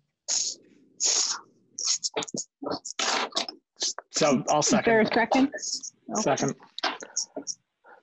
So point of information, Madam Chair. Would it be possible then, so to accomplish your desire to have 2 different votes, which I would support as well, would somebody be able to make a subsidiary motion to strike requirement 6? And if that passes, then it passes. And then we'd be considering 1 through 5. If it fails, then we'll still be considering 1 through 6. Does that accomplish what you were trying to do? Well, I think the motion has been made and seconded it, and I think we should just proceed with the vote. If this motion doesn't pass, someone can make a motion without item 6. I think to be clear, you're talking about item 6 as amended, because the original item 6 would allow to go forward without that connection.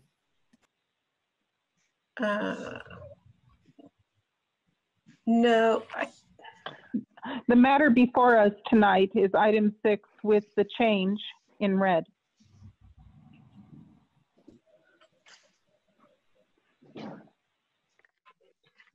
My point was that if you strike item 6, and we can proceed to the vote if you want, and I'll make my point afterwards. So I'm going to defer and call the question. Mr. Wilson, will you please call the roll? Yes. The vote is on petition 1908-SPP-03, the Shermer Major Subdivision Preliminary Plat Approval. The motion is to approve the preliminary plat based upon the findings and with the 6 conditions set forth in the staff report, including the amendment to allow a 4-year completion period for in order to record the final plat before the preliminary plat would expire. Again, a yes vote is to approve the preliminary plat with the 6 conditions. Bernie Garitas? No. Jim Stainbrook? No. Jerry Pittsford?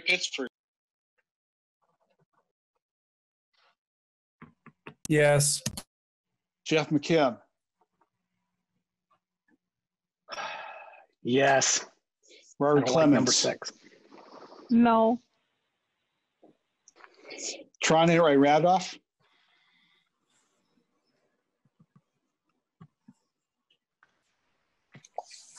I'm sorry, I have to ask a clarifying question. The condition 6 will make it so it's platted on Southern Meadows, but there still is the chance that that road never gets connected or built. But as long as it gets platted, that means it's platted there, and they would have to then come through and do.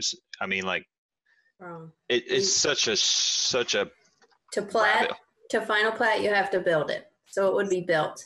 It would be built. Yeah. Okay, then and that would give us the 2 access points. Then,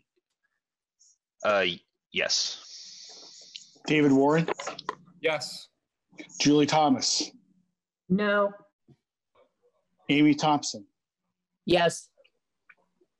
Okay, the preliminary plat is approved by a 5-3 vote. Or a 5-4 vote, I'm sorry.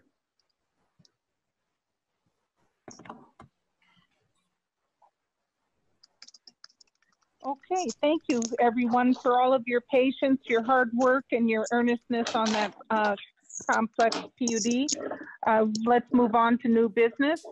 It's case number 2002-REV-04, the Hanson rezone from pre-existing business to agricultural rural reserve. And there's also, this is a preliminary hearing, and the waiver of the final hearing is being requested.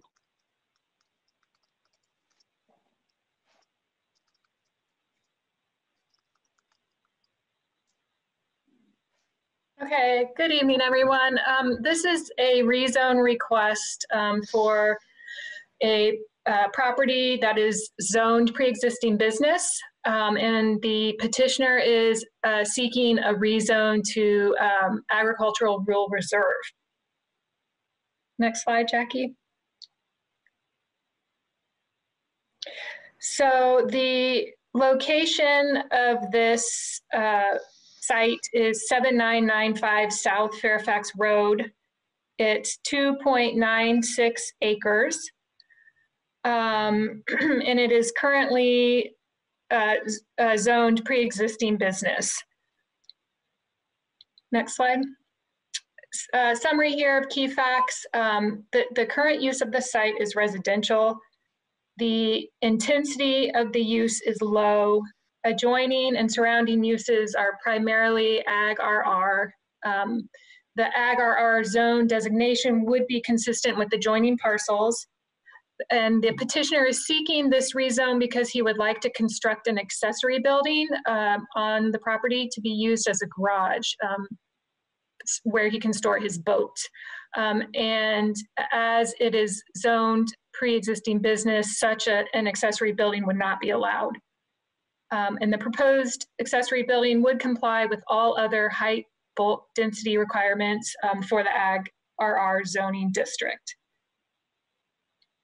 On the left side of the slide there, you can see it's a basic site plan. The petitioner is wanting to locate the garage or accessory structure there in the black by the side of his house. And staff recommends that we approve this rezone based on the findings of fact and subject to the county highway and drainage engineering report. Are there any questions?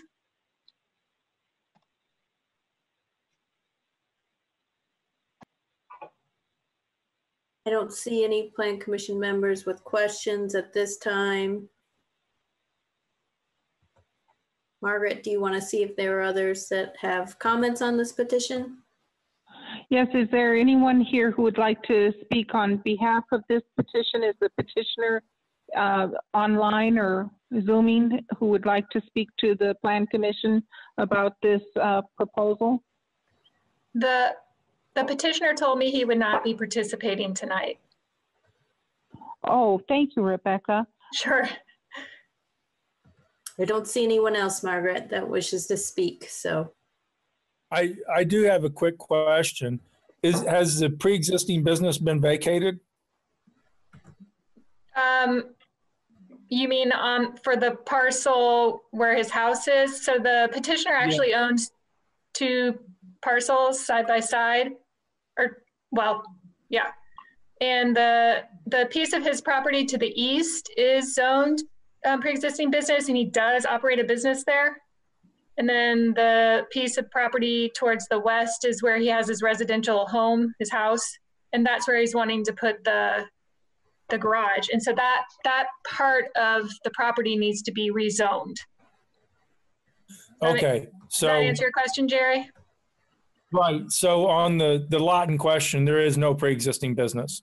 Correct. Correct, no, it's just his home. Okay, I wanted that on, I want to just double check that. Thank you. Okay, thanks. Okay. I have a question. Is there anyone? Oh, I have a question. Sorry. So was this always two lots?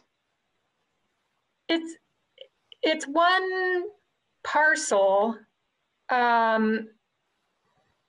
I don't know. Actually, are we dividing a lot? And no. Okay. No, we're not dividing. We're just rezoning the portion of the lot that his home is on. It's not a portion of a parcel that's getting rezoned. It's a parcel that's getting rezoned, right? We're not split zoning a parcel, right? So there's always been two different parcel numbers, two different parcels, but one of them now is going to be rezoned, correct? That's right, Julie, yes. Okay, thank you. Jim has a question. Oh, Jackie and Rebecca, thank you both very much, ladies. I thought this was an easy one. I believe it is, for me, just speaking for myself. but I think some of the semantics that come up, for instance, I know with all good intent, Rebecca, when you said that for the petitioner to do what they sought to do, we needed to change the zoning. I'm leery of the concept. So often it seems to me that in the past, what we've done, as I've perceived it as an outsider, I've only been here 2 years as a Plan Commission member, but that sometimes someone has twisted and turned and facilitated and allowed things to happen either by spot zoning or changing the zoning or a PUD or a permit, a land use certificate that never should have gotten out. And so I want to object strenuously, and with too many words, I'm sure, to the idea that someone wants to do something, so we change the zoning to fit what they want to do. Now, in this instance, reality tells me, hey, Stainbrook, you shouldn't even be talking. But I want to go on record again that I object to facilitating sometimes things that should not be facilitated. Amen. That's it. Margaret, I don't see anybody else that wishes to comment from the Plan Commissions. Oh, Tron has his hand raised, sorry. Go ahead. And I'm sorry, I'm going to dive into the weeds and something that might not pertain to a lot of members here. I'm just curious because sometimes two legal lots of records are combined as one for taxing purposes. Is there a mechanism to make sure when they do this that since it's two different zones, I'm curious, do we follow up once we get all the way to the second part of this, where if this was combined as one single lot for taxing purposes, if we rezone it, does that then split those up? I know that's more of a assessor auditor question maybe, but Julie brought up a great point, and I think we just need to make sure that we follow those things through, because I've dealt with a lot of people that have experienced those issues, not knowing, themselves how it even happened. So I'm just kind of curious how we make sure that plays out at the very end. And it may not be consolidated for taxing purposes. But so these are two legal lots of record. You can choose how you will with the taxing, and yes, it could be more of an assessor's question, but I just want to verify and let everyone know this person actually was part of a rezone process back in 1994. And so it was a limited business zone back then. And so as we went into the new ordinance in 97, they were rolled into this pre-existing business, just this classification. But between 1994 and 1997, they built their home. So they have been considered pre-existing non-conforming all along. So this rezone would allow them to be a conforming use with the ordinance. So just to clarify that, and that the taxing won't impact, if they're split zone, we rarely find out if people combine things for tax purposes, because it doesn't mess with our classification of a lot of record, which is a separate legal description that can be transferred to a different party. Yeah. Right, and maybe I'll talk off record, or not in this context, but it would be nice to make sure that if things have to occur like that, that there's kind of a checklist where we alert the appropriate person to make sure that if they do have to be split now that they're different zones or things like that, because it puts a lot of burden on property owners. And that's more of a county operation, internal operation. So I'm just kind of curious, have we ever looked at that? It's a bigger issue across the state. I've talked to many people, and it could really impact people over time. So thanks. Jerry, you have your hand raised. Yes, it appears to me that the spot zoning here was done originally by the county in order to change the zone of this particular area to ag rural reserve. And because it had previously had limited business zoning on it, it was labeled pre-existing business in order to accommodate the homeowner but in a way that did not in the long term accommodate the homeowner's wishes. Yeah, and we can go through some of the history of this parcel in particular, but the petitioner, Mr. Hanson, sought out a rezone in 1994. So that was something they did. Then we changed the zoning to be pre-existing business. So they did have a business there at one point, but it was since from 1994 to 97 a home. Yeah. Okay, different story there. Thank you, Jackie. Thanks. Jim, you have your hand raised. We'll try and keep it on topic. I'm going to vote for this. I understand that part of it. In good conscience, I'm going to vote for this. But I appreciate Jerry's earlier comment about following the ordinance. And then I go to Roman numeral 3. Maybe it's Arabic 3. But anyway, in other words, this was non-conforming when they built the house, and they've been out of compliance then for I don't know, Jackie, how many years you said. And again, this is, well, I shouldn't say it's fine with me, but this is my understanding. So they've been non-compliant. Now we're going to change the zoning back, which I'm in favor of, to build the garage. Here's the question. How long were they non-compliant?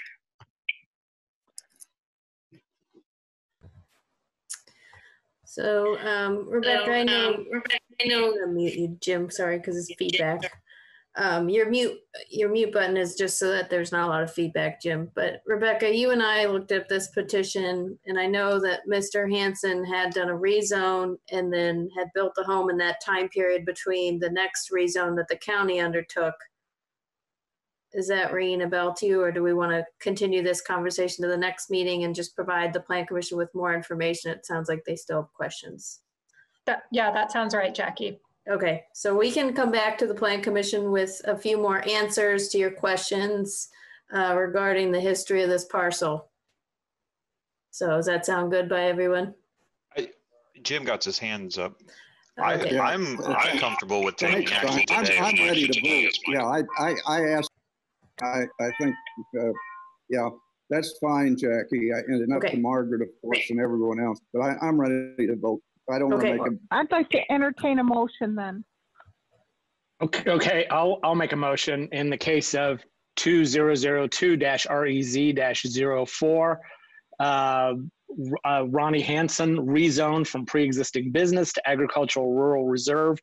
I move that we recommend to the commissioners favorably based on the findings of fact and subject to the county highway and drainage engineer report. I'll second. Just for a point of clarification, my agenda says it's REZ-05, not 4.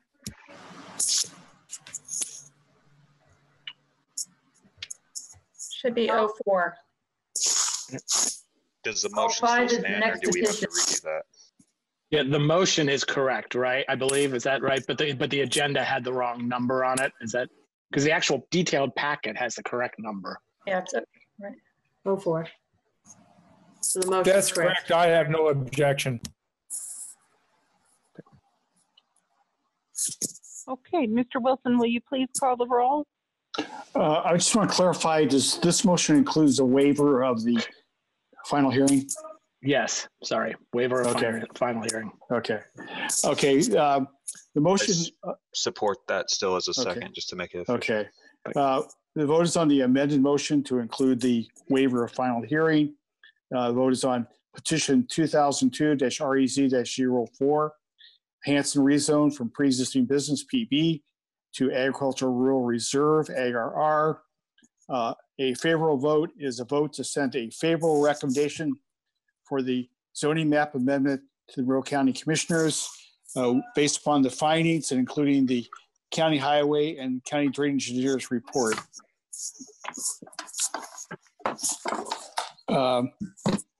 Jim Stainbrook.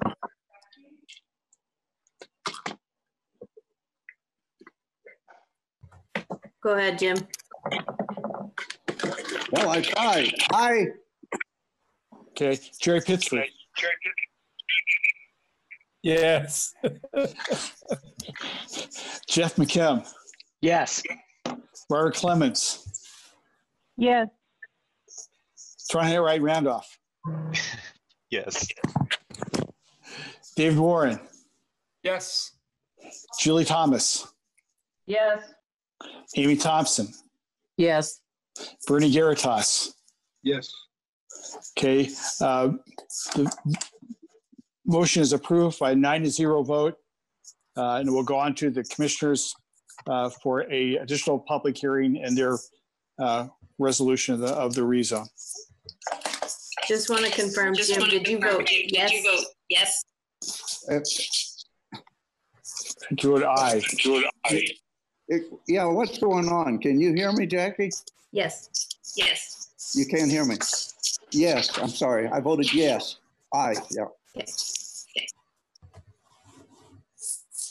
Okay. Well, Tammy, are you there to present case number 2002-REZ-05, the Stafford Historic Preservation Overlay Rezone? Well, Yes. This is the preliminary hearing, and the final hearing is requested to be waived. Correct. Yes, I'm here. Right. So Jackie, if you can just go through my slides. This is located at 5598 East Ward Lane. It's just off of East State Road 45. It is currently zoned suburban residential. And I will say that suburban residential does not allow tourist homes, also does not allow two residences on one lot, which is kind of partially why the petitioner is here. Go ahead and slide. The site conditions are on the left, and I'll show you a more detailed map. It is right adjacent to the rail line that Bernie is so familiar with.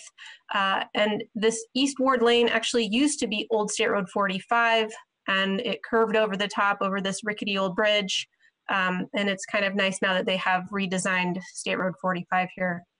But it did kind of chop the right-of-way taking, kind of really cut into some of this property, and you can see the barn in the southern part with the blue lot line that kind of goes over it.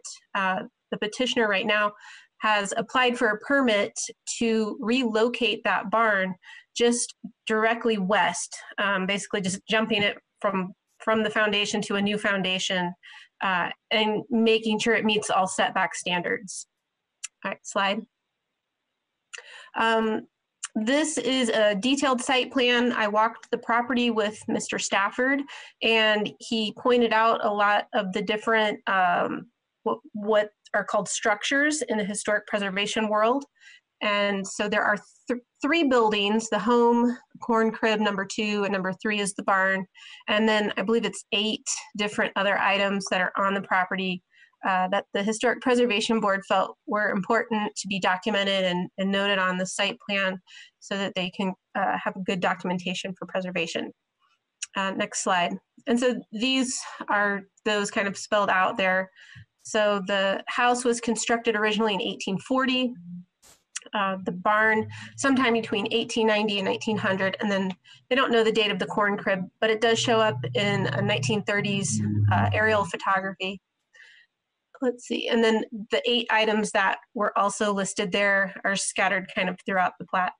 The Indiana Historic Sites and Structures Inventory Interim Report 1989 listed this site as outstanding. And then when they came back through in 2014, they actually listed it just as contributing. And that's partially because of some of the changes that had occurred to the property with the additions to the home. Next slide. This is the 1930s aerial photo that I'm speaking of, and you can see the old bridge that goes over the railroad there. This is when it actually was a highway in front of the house and not just a stubbed out local road called East Ward Lane. You can see the barn on the right-hand side and the corn crib in that photo as well. All right, next. So then these are just a few slides that I pulled from what the petitioner had submitted. He submitted a lot of documentation and went really in depth with some of this. And I am not going to go take a deep dive. If you're interested, that is in the packet and you are welcome to read through it at your leisure. But it is nice to have this all documented. So these are pictures of the home throughout the year, or years, I should say. Next slide. and then the barn that is on the property. I'm just going to keep going through here. And then the home addition that we saw, that might have kind of demoted it a little bit from an outstanding historic structure to just a contributing one, because it did have a lot of exterior changes at the time. Next. And then this is the corn crib, and it has had some work done to it as well. And then some of the items that are found on the site, there was a fish pond and some fence posts, the mailbox post. We've just documented all of these different ones. And they're now working on, through an improvement location permit that they obtained from the planning department, they have relocated this barn under the context that this will be a studio someday. But if they get this historic preservation overlay, that then allows them to ask for historic adaptive reuse from the Board of Zoning Appeals.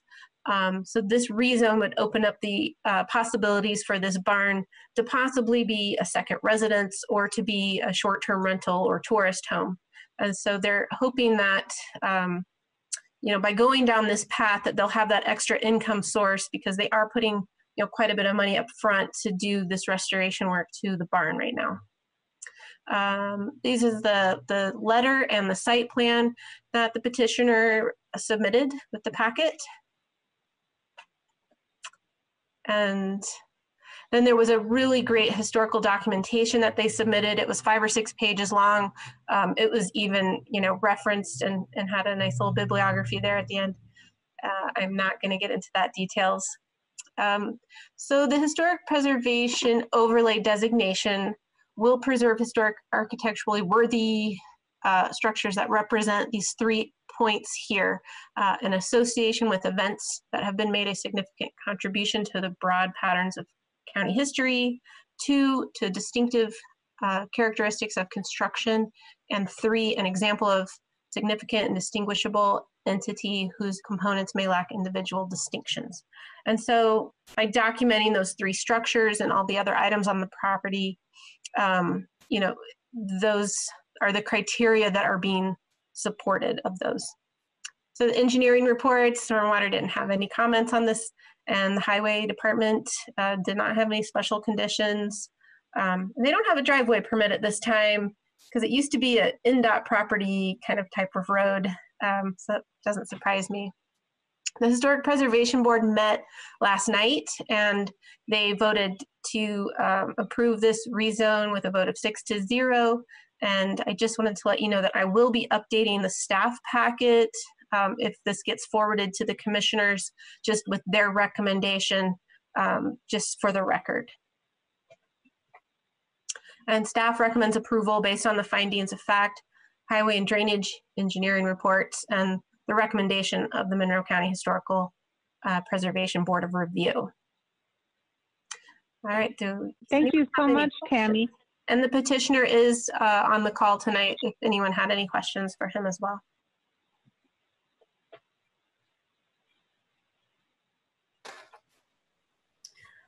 Margaret, if you want to ask if there's questions from the Plan Commission first, then I can try and help with the public. Okay. Sure. Are there any questions or discussion among the members of the Plan Commission? Looks like Julie has her hand raised. Go ahead, Julie. Yeah, this is a great petition. Thank you to the petitioners. I'm wondering if we have somebody from Historic Preservation. Oh, I think I saw Danielle. Yes. Yes, I'm here. Danielle Beshant Bell, Chair of the Preservation Board. Did you want to add anything at this time, Danielle? Probably don't really need to, other than obviously our board, we went over this a couple of different meetings and obviously approved it unanimously. One of the more outstanding properties in the county, regardless of what the surveyors said about it, it's still pretty outstanding. So we're happy to have the Staffords moving this forward, as well as doing more great work to continue to rehabilitate the buildings. Wonderful. Thank you for all of your hard work and that wonderful documentation that you gave to us that helped enhance our knowledge of our county. It was really wonderfully well documented. And if there are no more members of the Plan Commission who have questions, I'd like to ask the staffers if they'd like to address the Plan Commission. It's not necessary, but if you'd wish to, you can. No, I'm basically here to answer questions that you might have. Okay, do any members of the Plan Commission have questions for Mr. Stafford? I'm not seeing any. If there are none, then I would like to ask if there are any members online or in Zoom who are here to speak in opposition to this petition. If there are none, I'd like to entertain a motion. Actually, Madam Chair, may I just make a brief comment? Sure, Mr. McKim. Thank you. I'm also a neighbor. This property is about 1,500 feet from my house, and I think this would absolutely be a lovely location for a tourist home, and I can't wait to see the restored barn. This has always been a very attractive historic property, and I'm excited to see the designation, and I'm excited to see the future use in the neighborhood. It's so nice to have such a nearby neighbor who's in support of a petition like this. So thanks for your comments in support of this proposal. So is there anyone else who would like to speak on this petition, or is there a motion? Bernie has his hand raised. Go ahead, Bernie. Hi, I've just got a quick question. So the addition of the garage that was put on the home a few years ago, if this was designated as a historic, if we would have put this historic designation on this property prior to that garage being constructed, would they have been able to do what they did there at that time? I will speak to that, and it would go through certificate of appropriateness with the preservation board. I know that the work that was done well, but that is the goal of our board, is to work with a homeowner or property owner so that they can make changes for their use, but do them appropriately. I would say that it would have happened, and just our goal is to make sure that when it happens, that it's done well and in keeping with the integrity of the historic structure. Thanks. And I would add that we're well aware that the improvements we make for the barn going into the future are contingent on close work with the Historic Preservation Review Committee regarding appropriate changes that we may be seeking. It's nice to see such wonderful collaboration between the property owners and the Historic Preservation Board. So I feel that the intentions and the purposes and the honor to history is being preserved and promoted here, and I think that that's a lofty goal. But are there other questions or comments by the staff or the Plan Commission or members of the public? I don't see any, Margaret. Okay, I'd entertain a motion.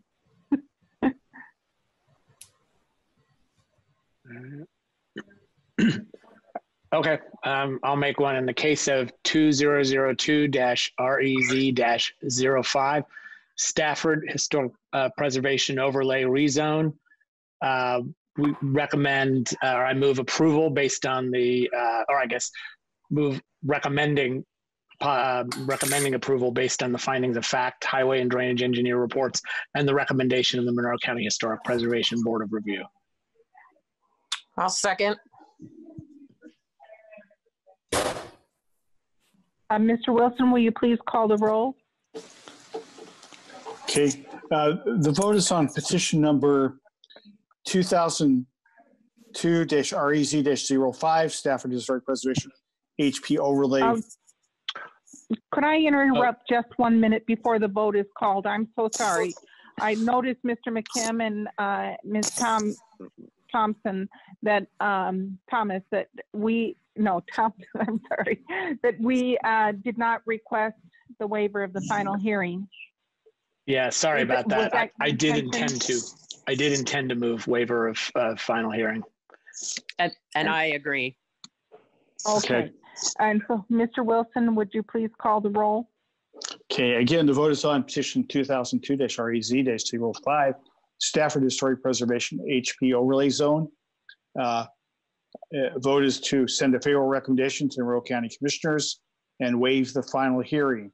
Again, a vote in favor is a vote to send a favorable recommendation onto the Commissioners in regard to the HP Overlay Zone for this property. Jerry Pittsford?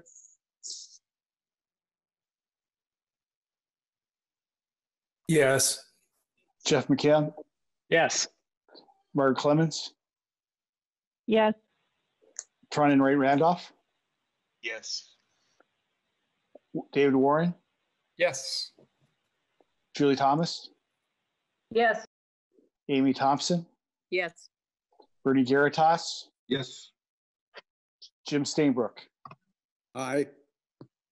Okay. The motion is approved by 9-0 vote. This will go on to the Monroe County Commissioners, at which time there'll be a hearing held and a vote taken in regard to the HP overlay. Wonderful. Now we are reaching our last case. It's a complex case in that there are 3 associated items related to the case.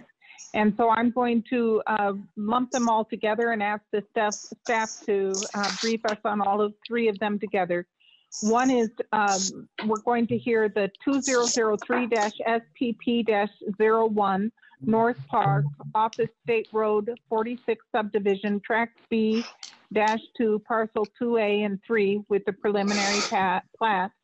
And then 2003-PUD-02 and 03 for the development plans of lots 5 and 6.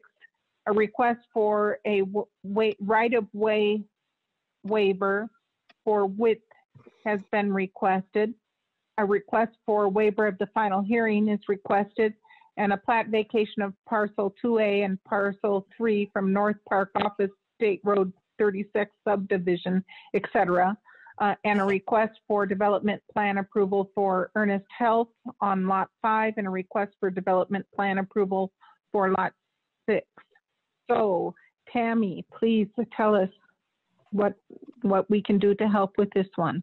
Okay, so let's see. I have quite a few slides for this one, so I do want to explain it to the public.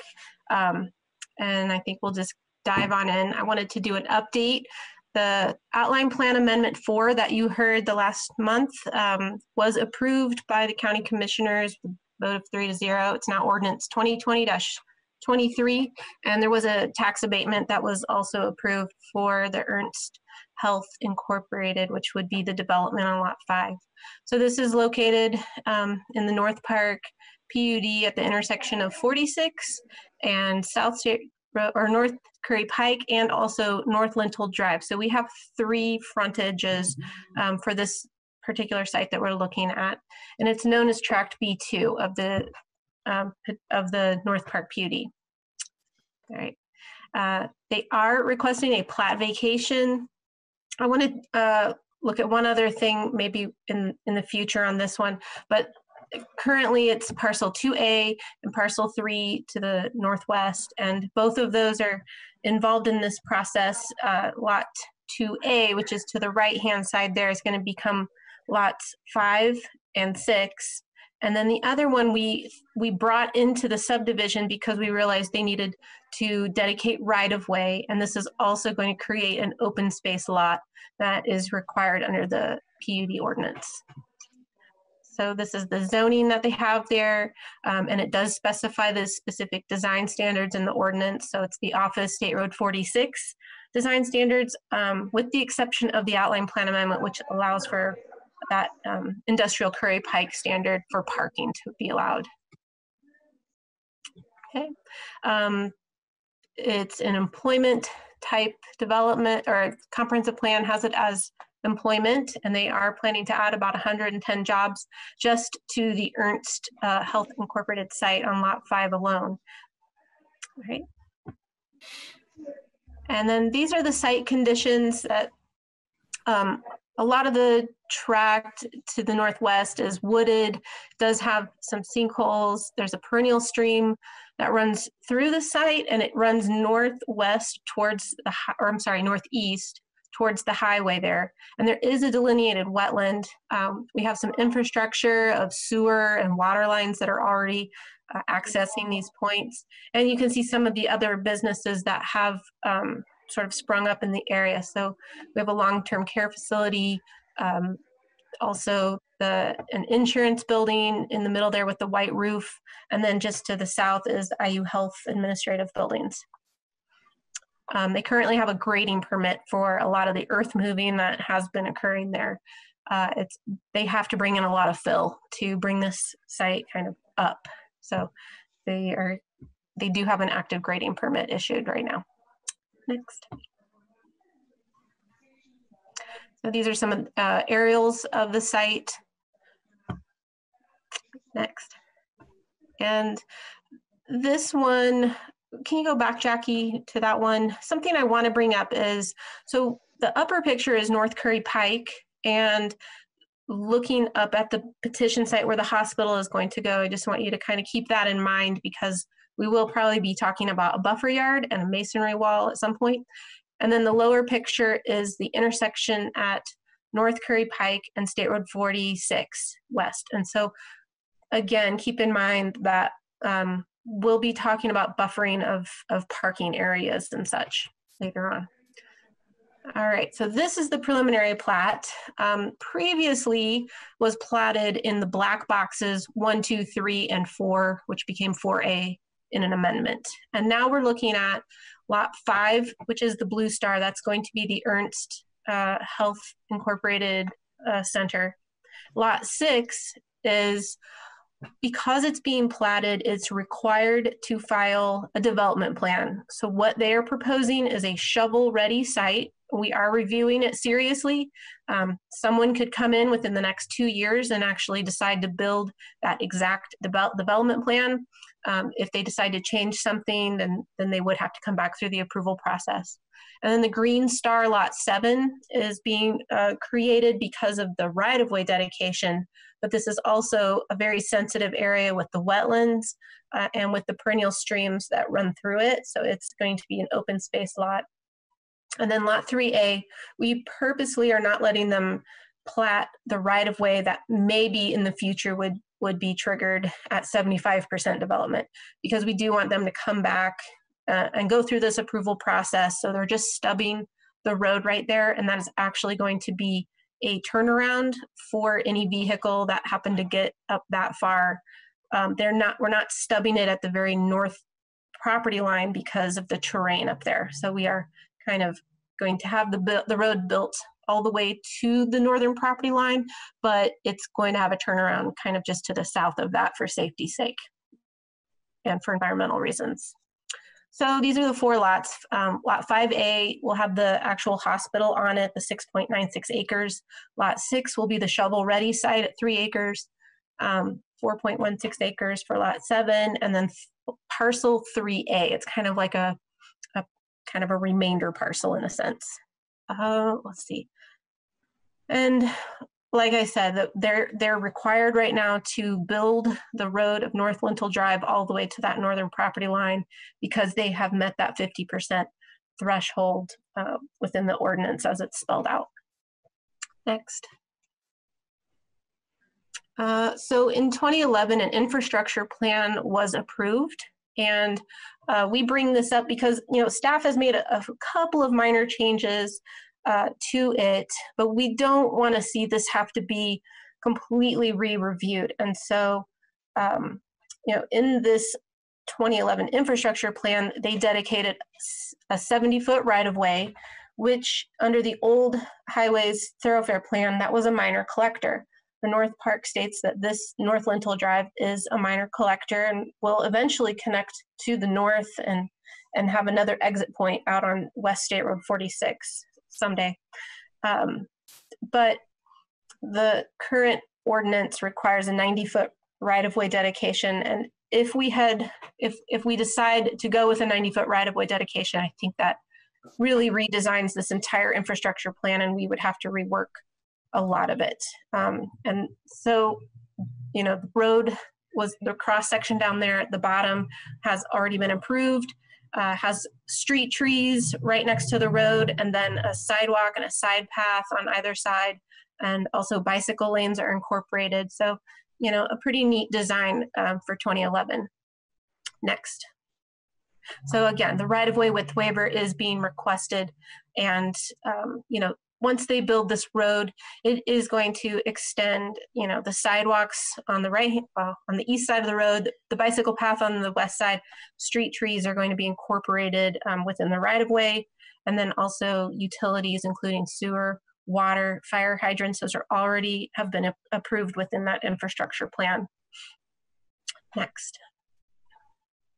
So this is just a pictorial, this is North Lintel Drive currently what we see here. So you can see, extension of this road is going to still include fire hydrants, sidewalks, the side path on the west side of the road, and there are bicycle lanes.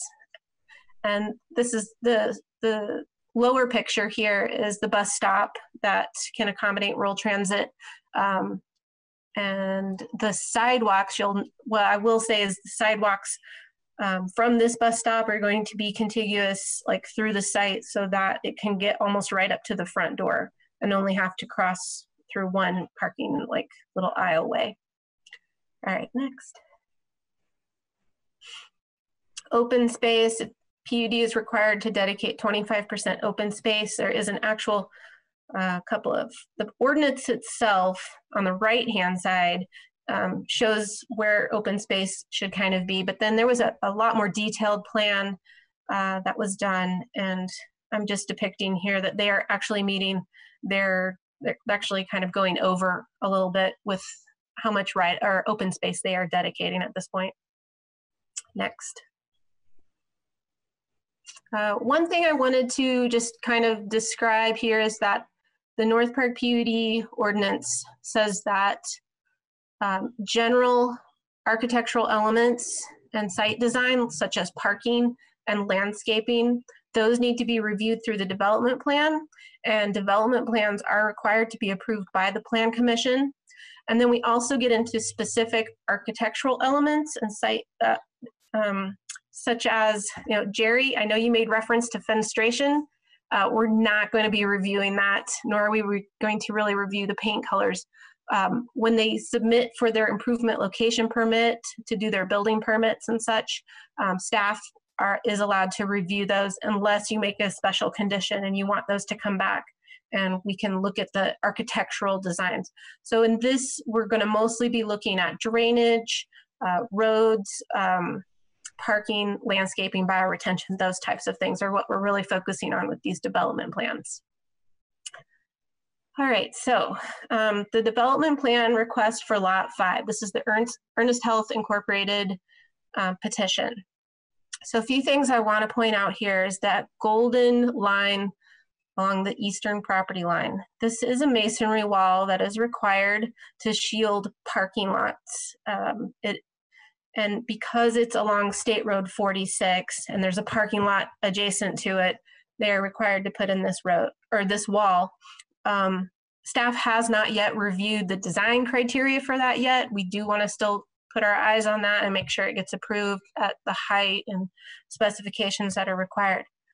Looking at the parking spaces in relation to the rest of the lot, North Curry Pike down at the bottom of the picture there, staff made a determination that we did not feel like parking was adjacent to Curry Pike, and so we will not be requiring a masonry wall along there. The Plan Commission can discuss that if they think that is maybe appropriate. So I just wanted to bring that up here. The sidewalks, again, I mentioned from that little bus stop terminal, there are sidewalks kind of throughout this development here, kind of to help with pedestrians as they come from the parking areas and walk around the building. We have connectivity with those red boxes. So these are like almost a small internal road network that can connect the adjacent lots and the adjacent uses. And then the blue square to the bottom there is something I might have the petitioner speak more to. It is an interesting structure that frankly, I'm not sure if it is. I have heard it referred to as a compactor or a trash compactor, but it might also be oxygen tanks. I just want to know, but it's fenced in, whatever it is, and you can see it in some of the pictures that you're going to see in a minute here. So next. All right, so we have actually updated pictures now that they've done of the artist renderings of the site. So if you wanted to like hone in on anything, you know, and see something in more detail, these are in the packet as well. Great. It's not as, okay. And then we have the landscaping plan. And most of this landscaping plan seems to meet the criteria. The one thing I have not confirmed yet is bioretention. I don't have a confirmation on the size of the bioretention, which are kind of right on the south part of the building, like flanks. There's like 2 ponds. Yep, that's one of them, Jackie. And then just on the other side of the building to the right, those are bioretention. I don't think that the stormwater has had a chance to fully review those, so I can't confirm the plant counts. So I do want to have, you know, just a more confirmation of that. Next. So as I said, general design standards under Office State Road 46, those all seem to be met. We've reviewed those. The parking standards look good. The landscaping looks good, though I still want to have some confirmation on bioretention.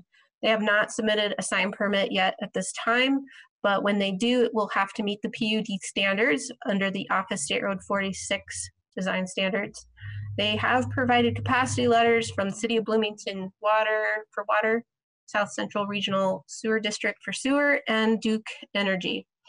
And you might have seen in the staff packet Exhibit 4, which are staff concerns. So I'm just going to note those here, but you'll see those later in the presentation. And most important, I want to say that stormwater facilities are currently under review, and I think that is a critical point to make here, that we don't have a full understanding of drainage of this site yet. Next. So this is the development plan request for Lot 6. It's a shovel-ready site. If this gets approved, it has 2 years for someone to purchase it and build this exact plan, or they can come back and do what they would like. Staff did not think a masonry wall was required for this one because of the way that the parking was oriented along State Road 46, and it does seem to meet all the other general like sidewalks, connectivity, and the Office State Road 46 design standards. And we do have a few concerns outstanding that are listed in Exhibit 4. We also have the landscaping plan, which I just wanted to show here. They have a significant buffer yard that's required. It's a type D buffer yard in the North Park PUD. So, you know, you may have seen that along North Curry Pike under the existing developments that are there. It's a lot of trees. So we'll have a lot of good screening. So again, just that kind of stating that this is meeting all the criteria that we want to see. There is Exhibit 4 with some staff concerns. And again, stormwater facilities are currently under review, including bioretention, and we think this is a critical point. The Highway Department made 3 separate sets of comments. So these are the comments on the preliminary plat, kind of dealing with the requirements for the asphalt surfacing. There's a fence issue that they would like to see spelled out in the infrastructure plan, which is essentially like the preliminary plat requirements. And they are supporting the right-of-way width waiver, and so allowing that 70 foot to continue up to North Lintel, up to the northern property line of North Lintel Drive. But they would like to see that expand to 90 feet to anything going further north. Lot 5, the hospital, they have 4 different points of comments.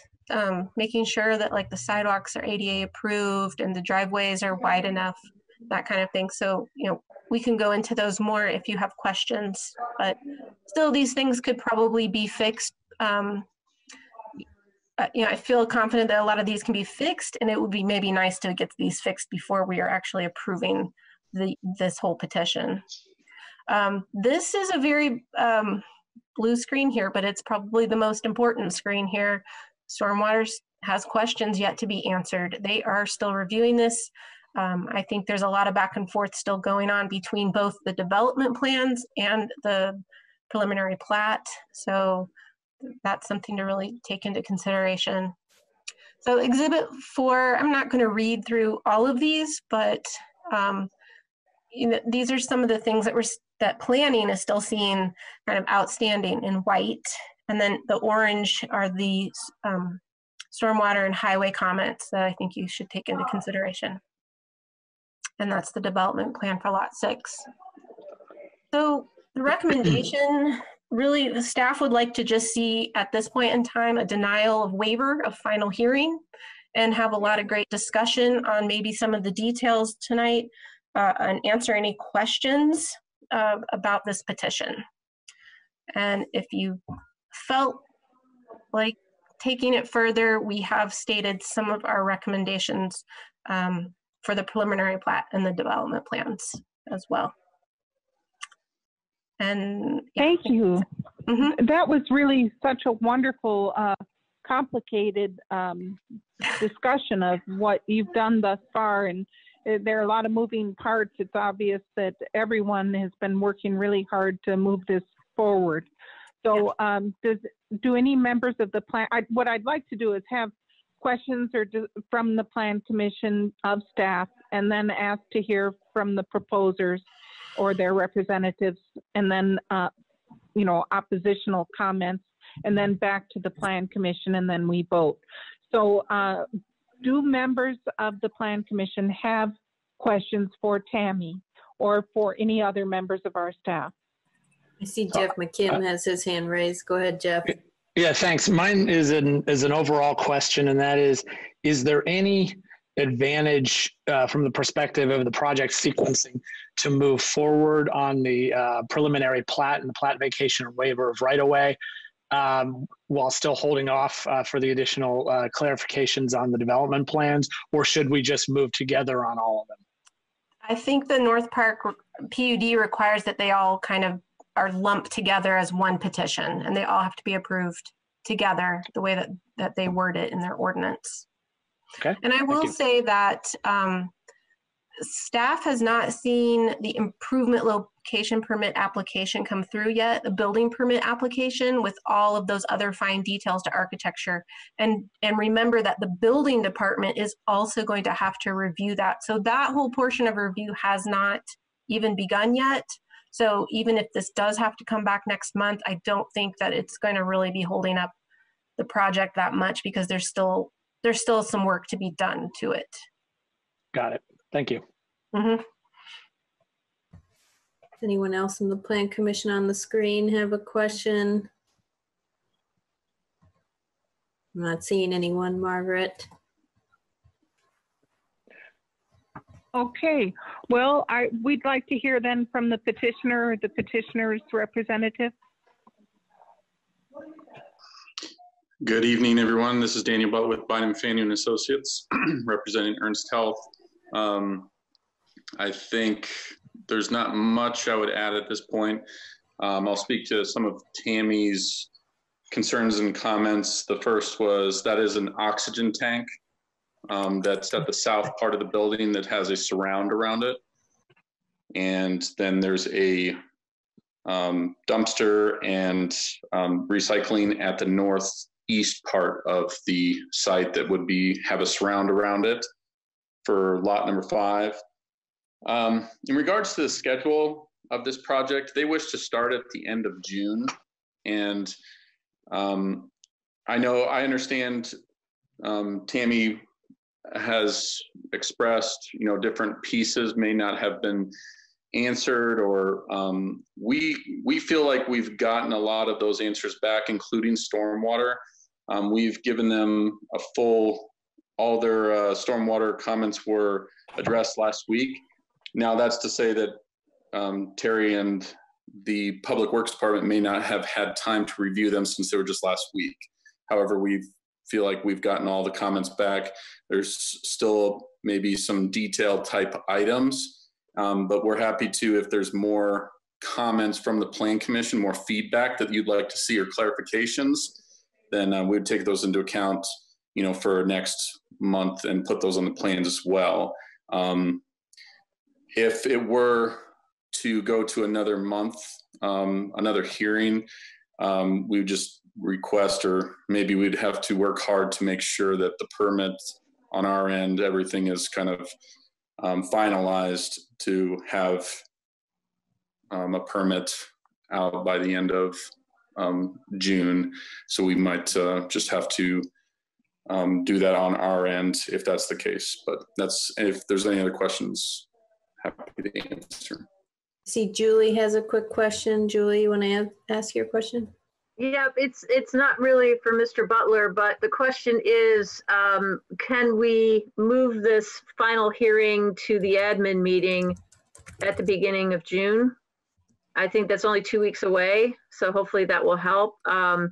Because I really think we do need to hear the stormwater findings on this from our MS4 operator. I concur with Commissioner. Yeah. Yeah, I think that's an excellent suggestion. And I just have one question that I'm going to throw out there while we're in the planning phase, et cetera, based on all of the wonderful material that you presented tonight. I just am wondering about the location of that oxygen storage facility, because it is probably on the portion that is adjacent to 2 roads. And I just think about, what would happen if a car ran into that with their, I'm just wondering, is that the best location on all of this property for that oxygen storage facility? That's and it doesn't have to be answered tonight, but between now and the administrative committee and while the roads are looking at it and everyone else, I just want to put that out there. Are there any other questions of Mr. Butler? I'm not seeing anything, Margaret. Okay. Well, is there anyone else who would like to speak on behalf or in favor of the petition? I do see a hand raised by Mr. Clark Greiner. Go ahead, Clark. Okay.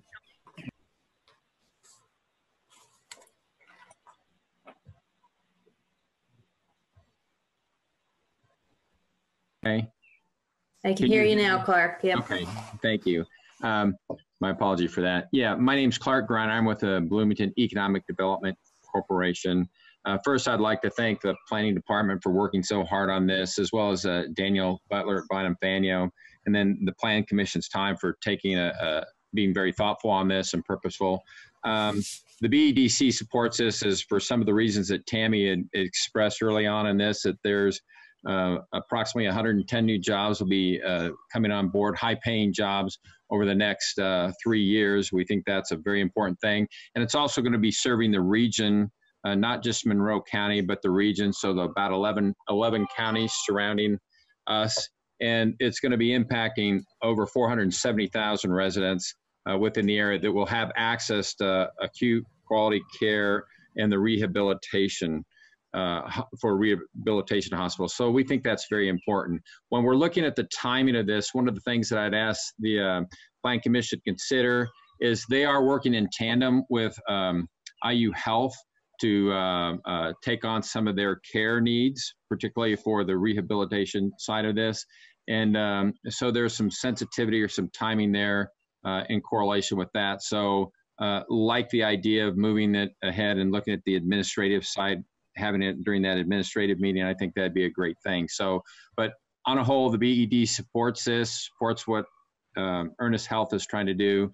And we just want to go on record for that. So thank you very much. Well, Thanks, thank Clark. you. So Jim Shelton, you have your hand raised. You want to go ahead, Jim? Good evening, Planning Commission. Thank you for the opportunity to speak on this. We agree with Clark and the BEDC. I'm representing the Bloomington Chamber of Commerce. We've been looking into this for several months. This will have very strong economic impact. You heard Clark speak of the 110 jobs at an average salary of $62,000. It will also very favorably impact this TIF, which has been very slow to get started.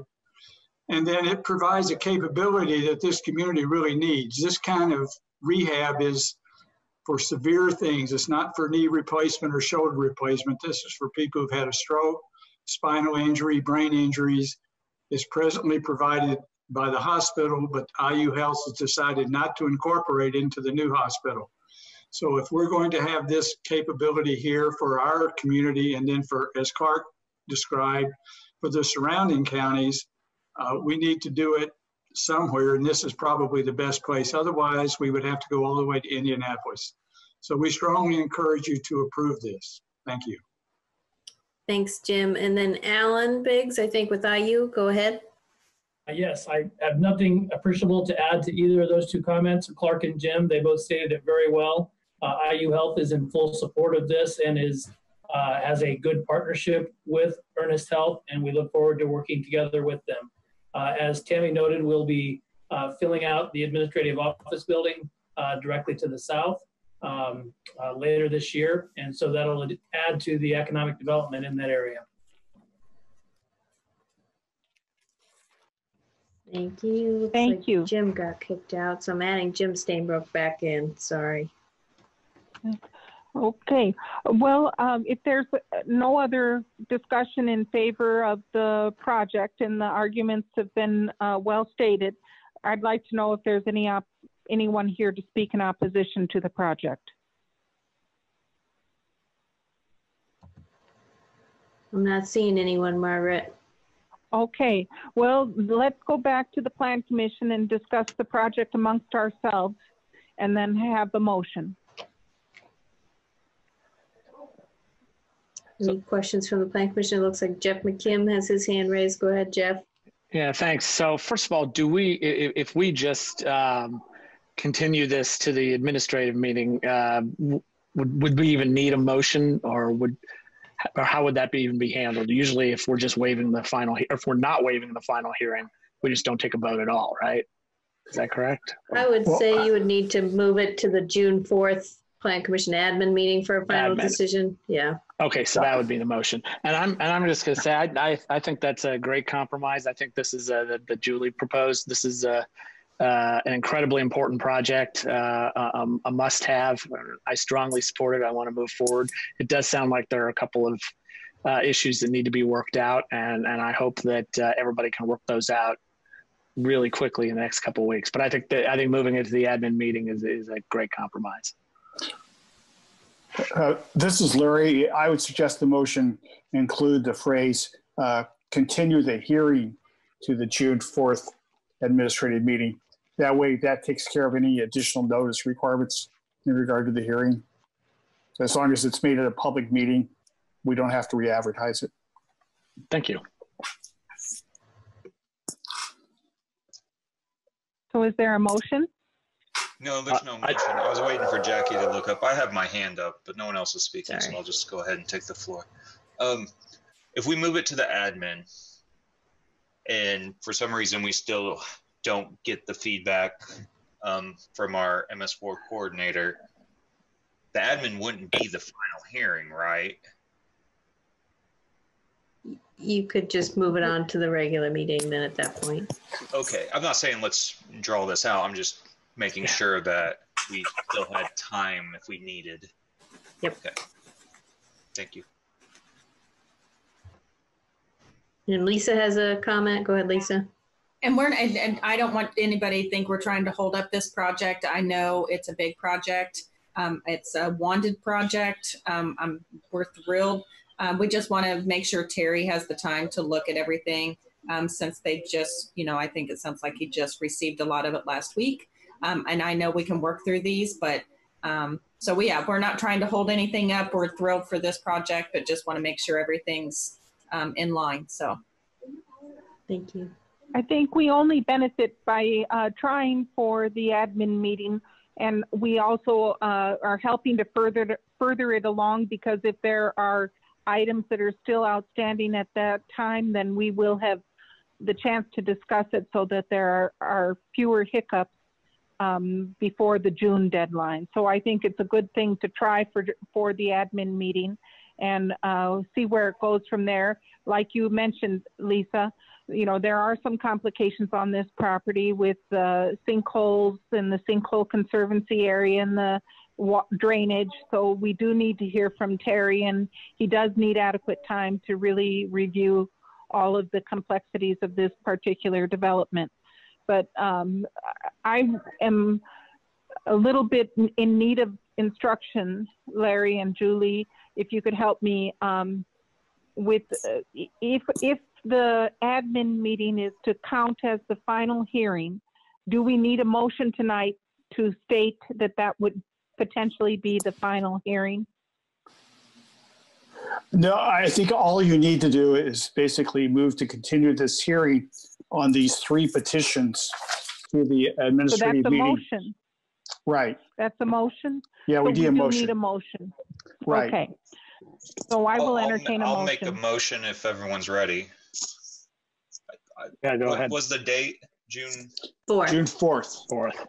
And just to clarify, we're just moving it, and if we want to waive a final hearing, we could do it on June 4th. But Yes. right now, that still leaves it open. Okay, I would like to move this to the June 4th. I would like to continue this to the June 4th admin meeting.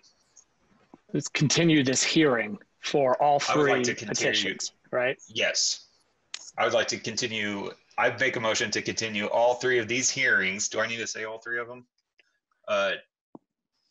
Sorry, I don't have. Tron, I will repeat it in the motion. Okay. We take a vote. I'd like to move these 3 items in this hearing and continue it to the June 4th admin meeting. I know I said all the right words, just not the right sequence. I'll second it. Okay. And just to clarify, you actually, a vote at the administrative meeting on June 4th would be a final vote because you've already had a preliminary hearing. So any time you vote on it, you can vote on it any meeting in the future. You don't necessarily have to take a final vote on it on the June 4th meeting, but you could.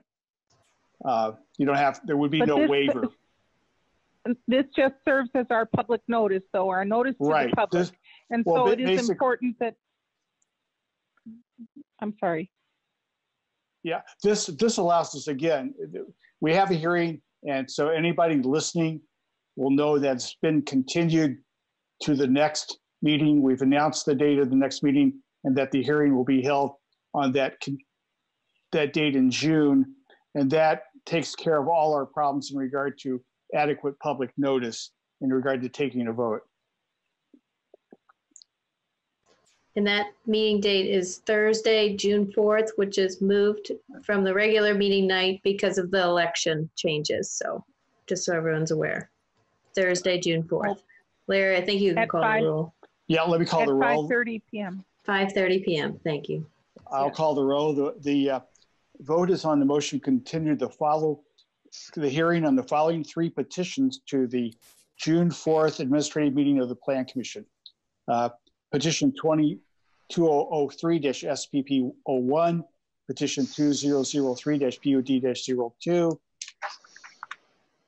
and petition 2003-PUD-03. Again, a vote in favor is both to continue the hearing to the June 4th meeting. Barbara Clemens? Yes. Tron and Ray Randolph? Yes. Yes. David Warren? Yes. Julie Thomas? Yes. Amy Thompson? Yes. Bertie Geritas? Yes. Jim Stainbrook? Yes. Jerry Pittsford? Yes. Jeff McKim? Yes. Okay, the motion to continue the hearing is approved by 9-0 vote. Thank you. Thank you. So the last two items on the agenda are reports from Larry Wilson and Dave Schilling. Yeah, very quickly, I just want to update people. We are as of yesterday, we are back in the office. We have basically split staff into a 4 shifts, and we're going to be alternating 3-day and 2-day weeks. The building is not yet open to the public. We've been handling everything remotely, and it's worked remarkably well. And just to let everybody know, we have stayed very busy during the closure of the building, and there have been a lot of permits coming in. There are a lot of projects in the pipeline, and I talked to building yesterday, and they seem to feel that they've gotten more building permit applications in this year than last year. So that's a great sign for the recovery of the economy once we get back into a safe mode. And I also anticipate that the June 4th meeting will be held remotely by Zoom unless you hear otherwise. I would plan on it, Larry. Yeah. Okay, that's all I have.